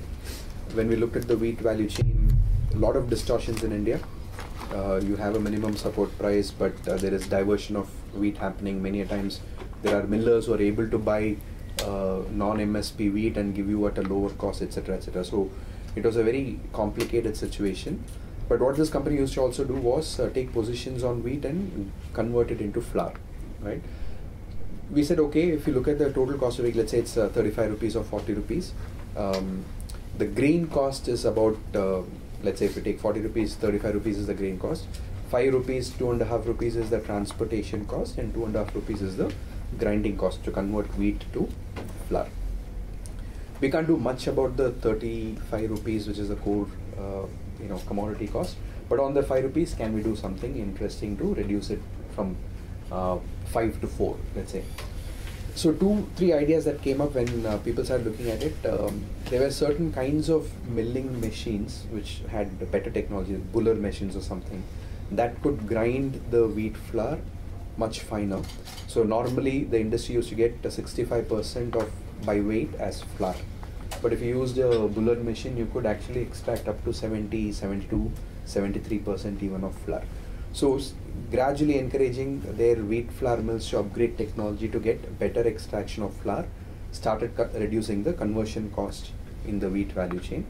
The second they looked at it, they were doing a lot of movement on filling sacks from the flour mill, moving the sacks and unloading the sacks into their factories. A lot of losses, handling losses used to be, because the sacks, you know how it is, people put a hook, carry it, drop, a lot of wastage. 1.5% of material used to just get spilled over. They came up with an idea saying, okay, our factories are large, our mills are also large on the other side. Can we do pneumatic movement? What wheat flour comes out, put it in silos, then fill tanker lorries directly from the silos using pneumatic conveying. And similarly, at the receiving end in the factory, put a handling mechanism which can draw out flour from the containers using pneumatic process. It cut down the losses to 0.1% or something. The handling losses came down, which more than paid for. They had a 6-month payback, both for the capex of putting silos on either side and moving to tanker lorries rather than moving in sacks, right?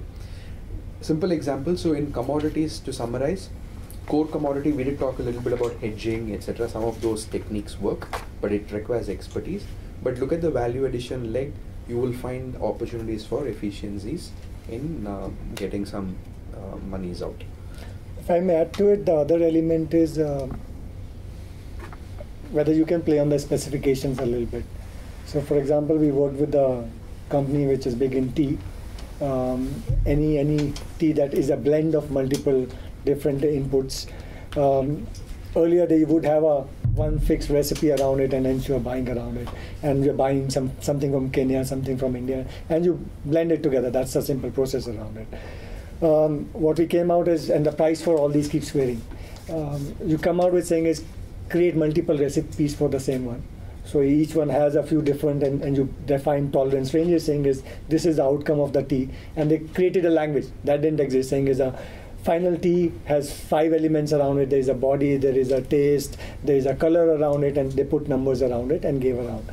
And created the algorithm saying is okay, around this now, if this is the output around it, this is how much I can add.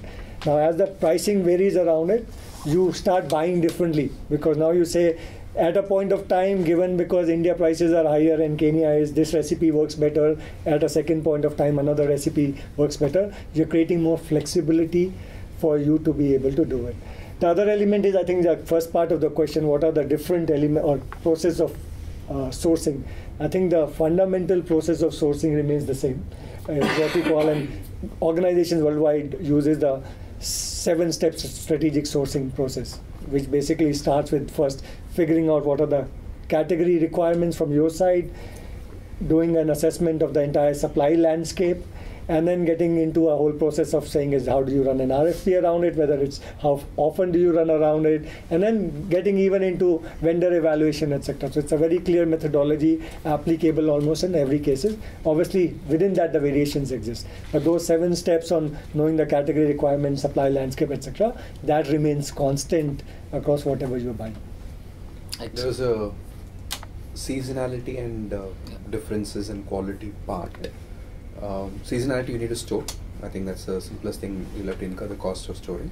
More often than not, markets are able to absorb whatever the storage handling cost is. Part of the quality issue is addressed, blending. I mean, we've done work for ITC, tobacco sourcing. It's the largest cost for them. They have arrived at multiple recipes to still give the final quality of smoked tobacco, irrespective of crop variations year on year. and they have storage also. They don't use a 1 year crop into the final product. It typically is a blend of 30% of the current year crop. I'm just making it up. I mean, 40% of the last year crop and 30% of the third year crop. This happens in alcoholic beverages. It happens in tea. Any place where there is a fluctuation in quality, you create storage. Of course, the cost of storage, maintenance, etc. needs to be factored in costing, and blend so that you can you can moderate the quality variations in the management of the agri commodity. Okay. There's one theme which I will request Harsh to take on, which is also very prevalent in Marico. I have experienced it myself. It's the theme on execution. So the theme is execution. A well thought strategy is a regular issue. How does one address this problem, converting all our ideas into execution? So Harsh. I think I briefly mentioned about the execution part when I gave the first thing, that okay, you have to treat it like a project management. You need to, first of all, you need to align everybody that why are you doing this cost management project. So everybody in the organization, especially above a certain level, they have to understand why are we doing this. And you may say that okay, I saved something and I may want to put in money for increasing growth, or if your profitability is lower, to improve profitability, or combination of both, or I will also share some rewards in terms of increasing your pay, or whatever it is. So I think the larger picture is to be given to people so that everybody is aligned that the organization is doing that. And then once you arrive at some sort of a roadmap of what all options are there to reduce costs or to improve cost structure or increase value, you have to break it down into different projects, and for each project there will be one owner. For example, X project, he could be owner, he will be responsible for driving that project, and also he will also enlist who other people will be involved in that journey. It could be testing to be done by R&D, quality assurance will come in, some other function will come in, but he will be the main person who will be driving across the organization. He'll identify also whose help does he need, and everybody is aligned that this is some project which the organization is doing. He's leading the project, and all 3, 4, 5 of you have to work with him in terms of as a team to drive that project. And then you basically have a list of all the projects. Many of them are exploratory projects, some of them are confirmed wins where you will definitely at the beginning that you will be able to succeed, but many of them are exploratory. So it may take 3 months, 6 months for you to arrive at testing, prototyping, and then deciding go, no go, So I think all that is made very clear. If it is exploratory, what are the explorations you need to do? All that is very clear at the beginning. So each project owner will know exactly what he has to do, and we have a format what we call WWW. Who will do what and by when. So who is, reducing plastic cost, who is him, what is plastic reducing caustic, and when will we review next, or what is the target date about. So then every time you review on the WWW format, and in whatever we do, forget about cost management, we follow the WWW format. So everything, all the minutes, for example, if you have a meeting with the management team, everything, all the decisions get converted into WWW format. And then in the next meeting, we review the WWW format, so that automatically everybody is clear that what is to be done, who is going to do, and when will it be ready, and everybody is completely aligned. And I think go on tracking it regularly, ruthlessly, in terms of if there is some red appearing, and for each of them there will be red, green and yellow, at the beginning. If it is red, then you need to, if it is green, that means it is on track. Yellow is somewhere in between, So I think if you just go on tracking, to me that's execution. I mean, maybe just 2 acronyms to remember. WW is fantastic. What gets measured and what gets monitored gets done. So remember the measure and monitor acronym as well. So good. And the value also will be mentioned. The cost management projects, apart from what will include, okay, this is which will result in likely value reduction or cost improvement of X amount. Potential. So on this same question, I had an idea, because internally people always have the escape buttons, right? So I had an idea that I wanted to sound it off all of y'all, in your opinion, that can we hire an intern to be a project manager, like from a top B school, so the people in the organization will also respect them, or should I get an executive assistant who can, you know, be the project manager. Whatever. Finally, it's about the project and matching the capabilities. If you think that the intern has the capabilities, so you need a focused person. So that's the right way of thinking. It's about thinking about the capabilities and having a full-time person. So I think in that direction it is fine. I think whether the intern who doesn't know your organization, doesn't know the construct around it is coming, because what you also want is capabilities on the topic to some extent, and second is knowing how the organization works. So whoever is the project manager should be able to bring those, because many of the times it's not just him doing work, it is actually working with a set of folks. When something gets stuck, he doesn't always have to solve it, he will have to reach out to people around it, kind of a thing. So in that sense, if you're bringing someone full-time, if it's totally new, that's the only warning I would say. Otherwise, a full-time person is a good idea. Who knows how I think, who's a reflection of me or shadow of me. I mean, it will have to be looked at an individual. I don't think one can react to a level that way. I'll give a slightly different answer. If it's important to you, put the best resource in your organization behind it. If your EA is the best resource, fine. If the head of procurement is the best resource, put him or her. If the head of manufacturing is the best resource, 2-3 qualities. They should be entrepreneurial and open-minded. You don't want to, I mean, Harsh asked a question, how do you convince senior guy who's not for it? You need an open-minded person. You need a well-respected person so that people know what he says or she says in the organization has weight. And you need a person who's got the drive to push. Some of the capabilities like analytical thinking, cost modeling, managing some Excel sheets for monitoring, etc. You can embed an intern to support or a EA to support, but the stature, the respect, the drive and the open-mindedness are features you look for. Whoever has that will be a good project lead for you.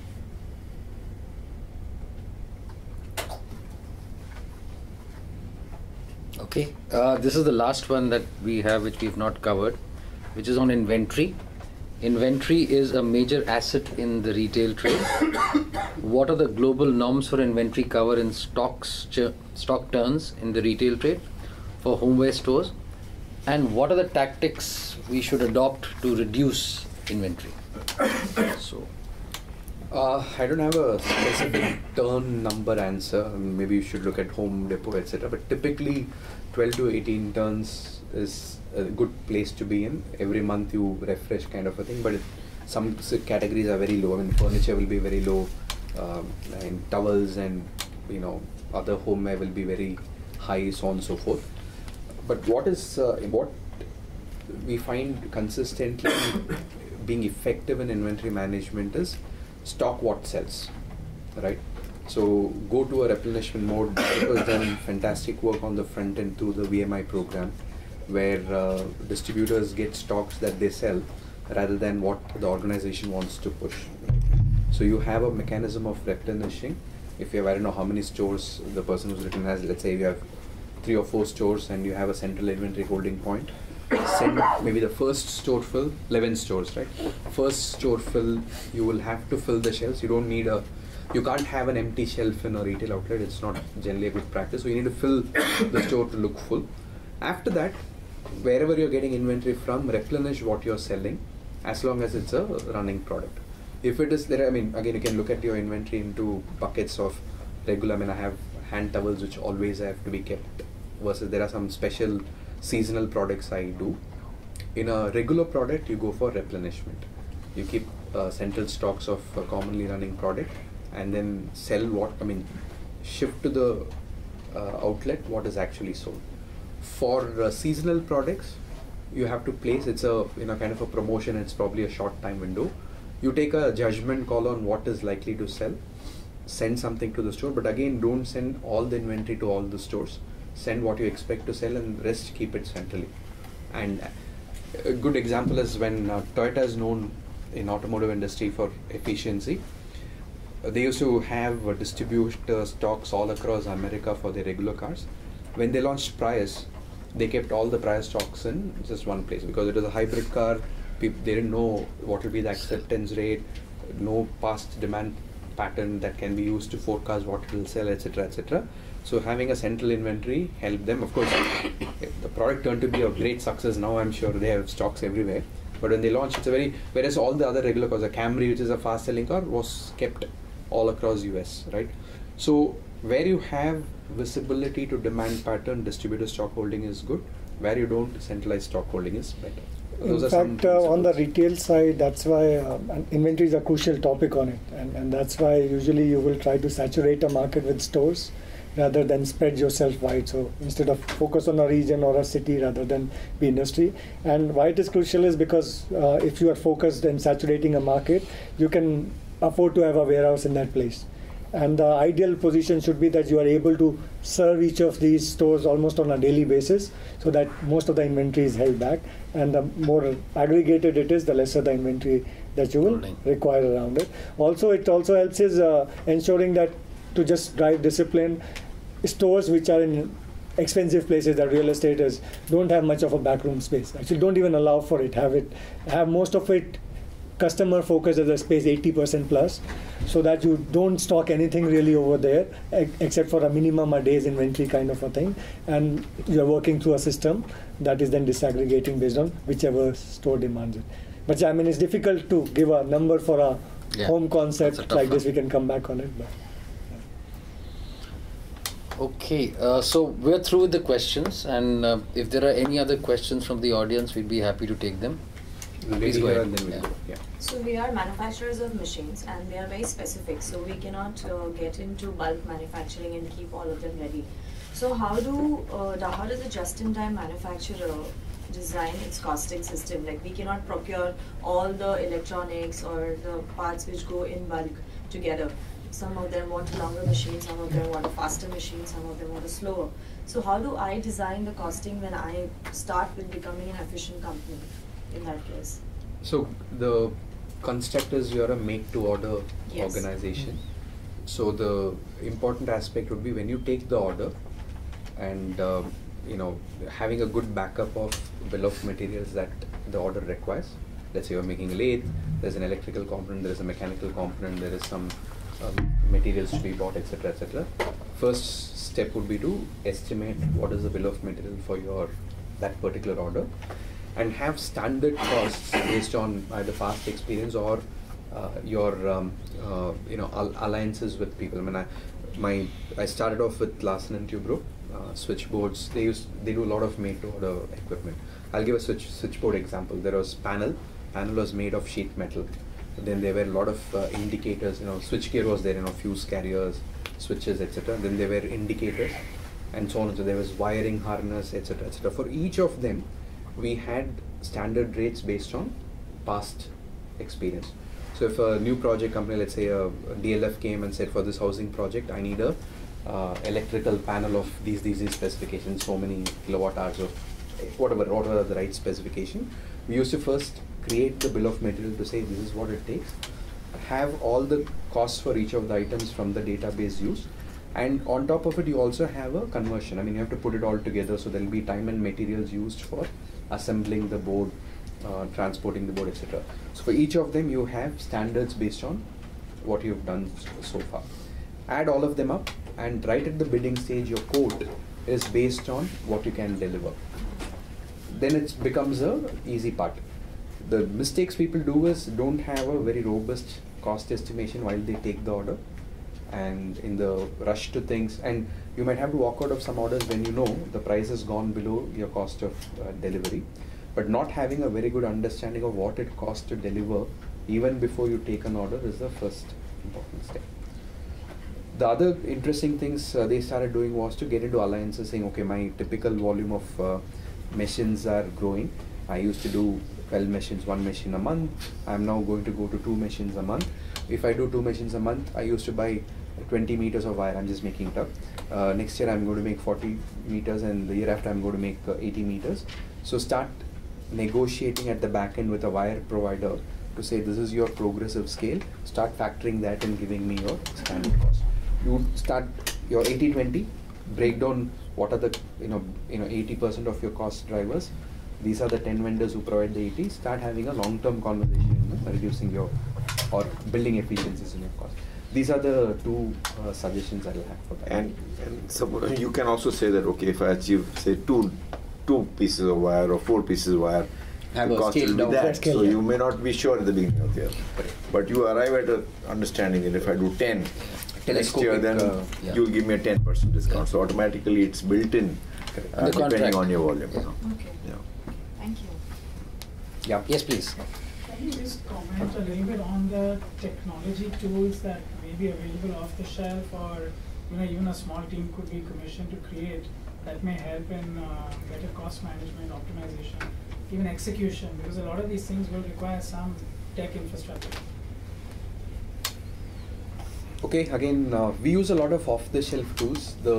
For monitoring, there are tools like Click, which are simple MIS sold as per license cost, which is 100 rupees, 150 rupees per month kind of cost, which will pick up either data from Excel sheets or even talk to some ERP systems and put the right data in a visual format. For example, if you have a cost reduction, which means I need to get the cost of a plastic widget by 10% down in 6 months, you can start tracking, am I actually achieving it? Is that cost being rolled out for the entire quantity that I'm buying, etc., etc. So it's a kind of a visualization tool. The second tool we use is Zoho app. And there are many, by the way, I'm just mentioning a couple of names. Again, a very low-cost program or project management tool. You don't need an MS Access or a PERT CPM tool. Again, available at reasonable cost, pay-per-use on a monthly basis, to the point that Harsh made. If you know who's doing what by when, that are broken down into actions. That actions can be coded in, and green yellow tagging on a weekly or a monthly basis can be put together. In fact, some of them actually now work on smartphones also. You don't even need to have laptop or a PC access to get to these. So Zoho kind of tools for project management, Click kind of tools, and there are again sophisticated solutions. There are, I think Marico uses Tableau. It's a costlier but more sophisticated version. Power BI is another solution from the Microsoft team. Power BI is what Microsoft tools is. Again, they come at a price. There are also low-cost startups who like Click or Zoho, which provide similar tools with probably not enterprise functionality, but it's okay for a small, medium enterprise to use because it is functional for the needs that you have.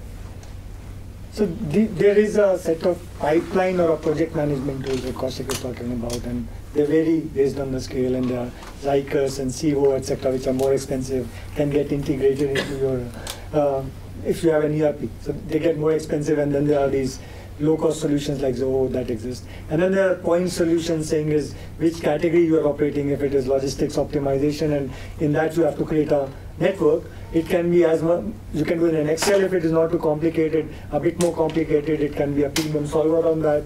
And then there is more and more complicated solutions. So for each functional area also there are tools that exist. Based on the need, you'll have to figure out which ones to pick. That's very high Yeah. question. So Marila had mentioned that it's better to get the outside in when you are going for cost reduction.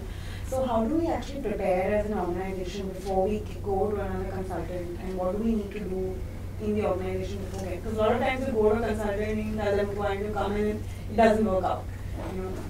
Your intention is there, but it doesn't. So how do we prepare before getting on? A good option on this is first thinking through the objective, right? And what is it that you want to deliver? It's important to then get and make it clear to the consultant saying that this is what I'm looking for. Even when Marico was looking for projects, they'll come with a value saying is and it's good to be a bit audacious in that goal kind of a thing. So that's the first step around it. Second is develop a little bit of a view. Many times actually it's also good to do a first phase of a exercise on your own. Do a little bit around it so that the low-hanging fruits you have taken out. And then it is saying is, okay, now I understand where it is, this is my opportunity, and these are the areas. Then you get a consultant. Not be fixed, still give them an opportunity to come with a diagnostic, to share their broader views around it, because let them open your eyes. You will have some blinkers because you've been working in a certain way around it. A broader objective where they come and share, maybe this is not how you think, etc. Have a conversation, and then together agree on what is the scope of the exercise, where the value will come from. Maybe look at the cost first of all. How big is your company in terms of turnover? What are the costs? Agree to all the costs, and then look at the end-to-end costs, whatever is captured in your profit and loss account. Before that, what is coming in, post that, what is going. And then see what is the total magnitude of your total costs. If you have done a lot of cost reduction projects, then you just need to be clear, And then with that proposition, I think you don't need to prepare too much actually. All you need to say is internally, are you ready? If there is a huge resistance internally, then that's a larger battle. So internally, are people ready to look at? But there are ways to convince them. And that convincing is just not to improve profitability, but to get capability building. It could be putting back something back to the people. And then with that kind of belief, then you need to identify whom you can go to, Because depending on your size, you need to identify 2-3 options.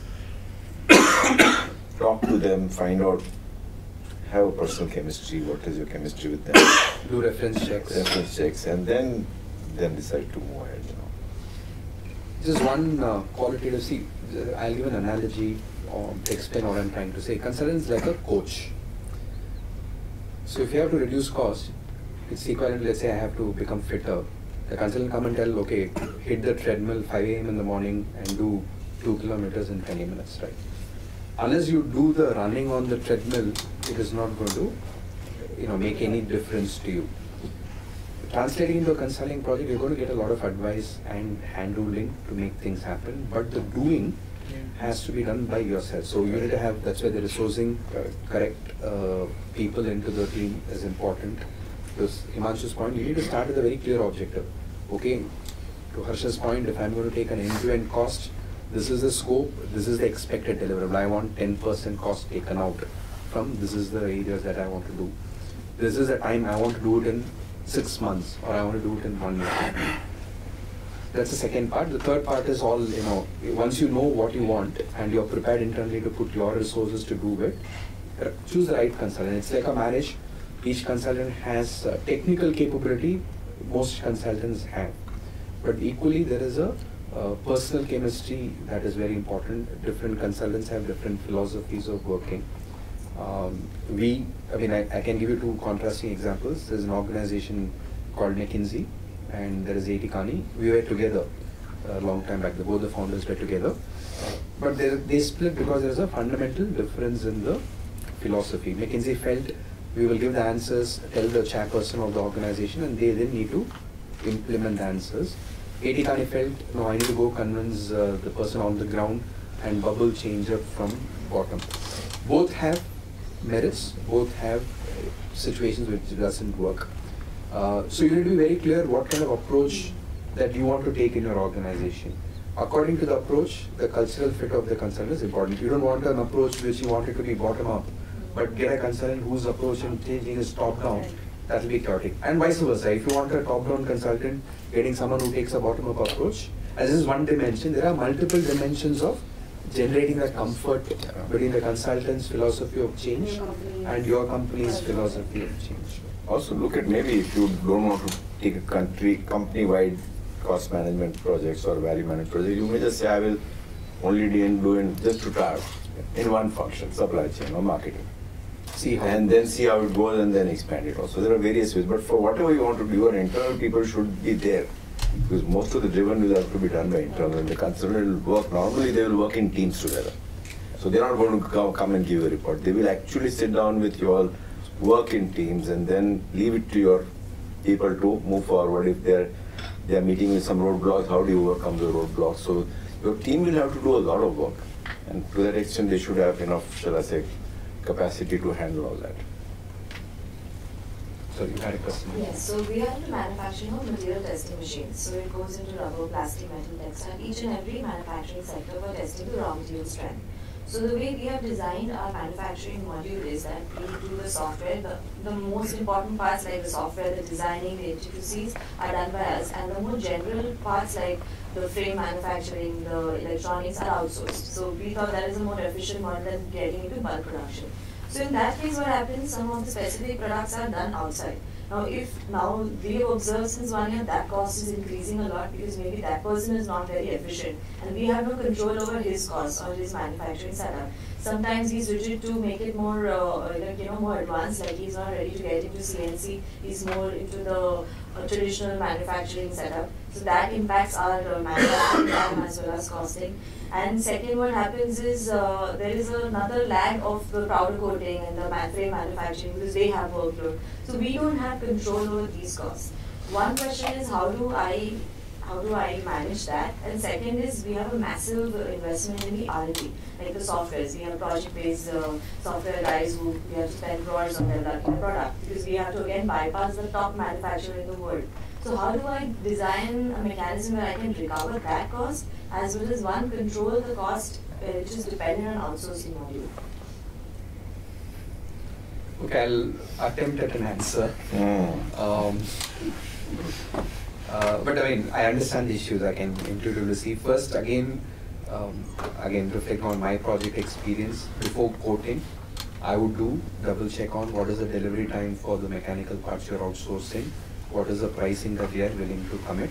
Both of this in a written format should be done before you give your quotation to the customer.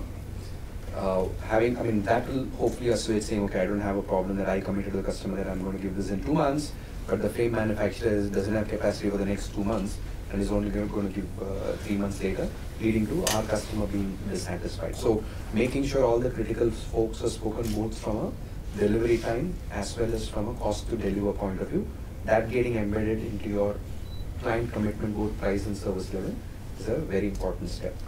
The second thing is a little bit long term. You need to look for alternate vendors if your current vendor is not necessarily willing to do what you want to do. But it won't happen instantly. You will have to create maybe an 18-month plan to say, okay, what can I do to either identify new vendors or develop someone who can do what I want to do. Those are the two broad approaches I can think of on the first part of your I would overlay on that also is first is taking a structural view on what I need to keep in mind versus outside. Importantly, you've talked about it, but rather than intuition, what we do is a framework looking at it is what is strategic versus non-strategic to me on what I'm doing. And second is what is the supply side maturity around it, right? And which tells whether I can add value or not add value. Anything which is not strategic to me, and I don't think I can add more value than, so the good supply side exists around it, clearly needs to be outsourced. Versus anything that is strategic, and those are the two boxes, and I think I can add value has to be inside. Even things where you think it is not so strategic to me, but the supply side doesn't exist, you need to, on a longer term, while you are saying that I need to develop vendors, etc., if I can do. In the short term, there may be a need that you need to do internally. Because if you're competing with global players, if you go out and the supply side is not existing, you will be inefficient or you will have service issues coming out of it. So that strategic view of what you do internally, take a much more considered and a structured view around it. That will help then also guide saying is what can I do in the short term versus what I need to do in the long term. I may add a small point because I am very related to this kind of work. When you are defining and you spoke about both of them, what they said at two ends. When you are looking at your vendor and he's putting out basic structures, and you're saying technologically he's not putting in or he's not upgrading to where you want it to be. So the components that are in that zone where you need technological advantage, those are the areas you need to be conversant with and specify properly so that you're not at his mercy. So that's the technological angle is somewhere where you may still have a vendor, but you have vendor A and vendor B, and make sure that you are looking at that aspect as well, separately. Second part also, how important are you to that vendor, If you are a very small part of his business, then he may not pay, but if you're important, then you can influence him in terms of improving productivity, and you can also doing stuff for us, like 90% of the time. Then it's very good. Then you can influence a lot. He needs you more than you need. You can actually go to his shop and tell him how to improve productivity. That's what we do with all the plastic vendors. So we've been able to improve productivity as well as the subcontractors and all that. There are even constructs that exist where it's almost like your manager is running that factory in some ways. He's just providing the manpower or his land, etc. So you can get integrated to multiple levels, especially if he's so much dependent on you. Part 2, R&D is a tougher nut to crack. Willy-nilly, you need to have a forecast of how many pieces of that software you're going to sell and apportion it to the license. You spent 1 crore in developing it. Are you going to sell 100 machines with that software or 1,000 machines with that software? You then do a divide by 100 or divide by 1,000 based on your estimate. That's one part. The other important part is also what the customers can afford compared to some extent your competitive benchmarking. Since you're doing import substitution, typically the total landed cost of the product you are replacing can be a good guide. Okay, that imported product is being sold at 1,000 rupees per test equipment. I'm just giving an example. Your total non-software cost, let's say, comes to 200 rupees. And you think the client is happy getting a 20% reduction and will pay 800 for an Indian piece, right? I'll charge 800. So then what happens is, the 800 minus 200 which is gone for the mechanical component, the 600 becomes per usage license for your cost. Those are two ways to arrive at. One is if you have a good estimate that I can replace the total need of the market is 1,000 pieces. Because of my advantage, I'll get 30% market share. So I'm going to do 300 pieces. 300 pieces, 1 crore divided by 300 pieces, so much per piece that I sell is one approach. But I would also do value to the customer down. What can the market absorb? And hence, what can I price it at? Still being competitive. So these two dimensions will at least give you some directional answers. There's no precise way to. It's like by doing a line financial, I get a certain order. And use multiple perspectives. I mean, what the market can soak, what your cost minimum recognition is to be. And it's also important. Sorry. It's not just one-time development. Many times the software has a life beyond installation. So you have to also cost appropriate the ongoing maintenance cost. So that needs to be taken into account.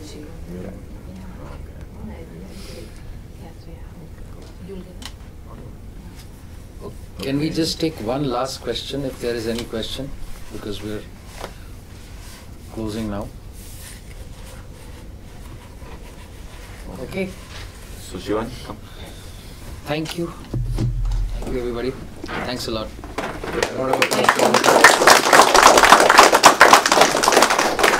We would like to really thank all of you. I think I'm sure all of you guys kind of had like a very insightful session. I could see like a lot of these questions kind of pouring in, and we are happy to connect, you all to these people over email, call, whatever. Happy to do that if you want to take any conversation forward. I think a couple of things which are exciting for ASCENT in terms of lining up. One of the things is that we are launching a Chennai chapter, and we're going to reach out to you in terms of any referrals that you all have in Chennai, who you all think could be a part of ASCENT. So that's, I think, one of the big campaigns that we're working on right now. And I think the flagship event is coming up again for us, which is the ASCENT Conclave. That's happening on the 22nd of November, which is going to be at St. Peter's again. So we will send out the official communication, but please mark your calendars so that you're going to be there. And just as a small token of appreciation, we'd like Harsh to kind of give you guys like a small, from our side, please. Thank you. Thank you, Harsh.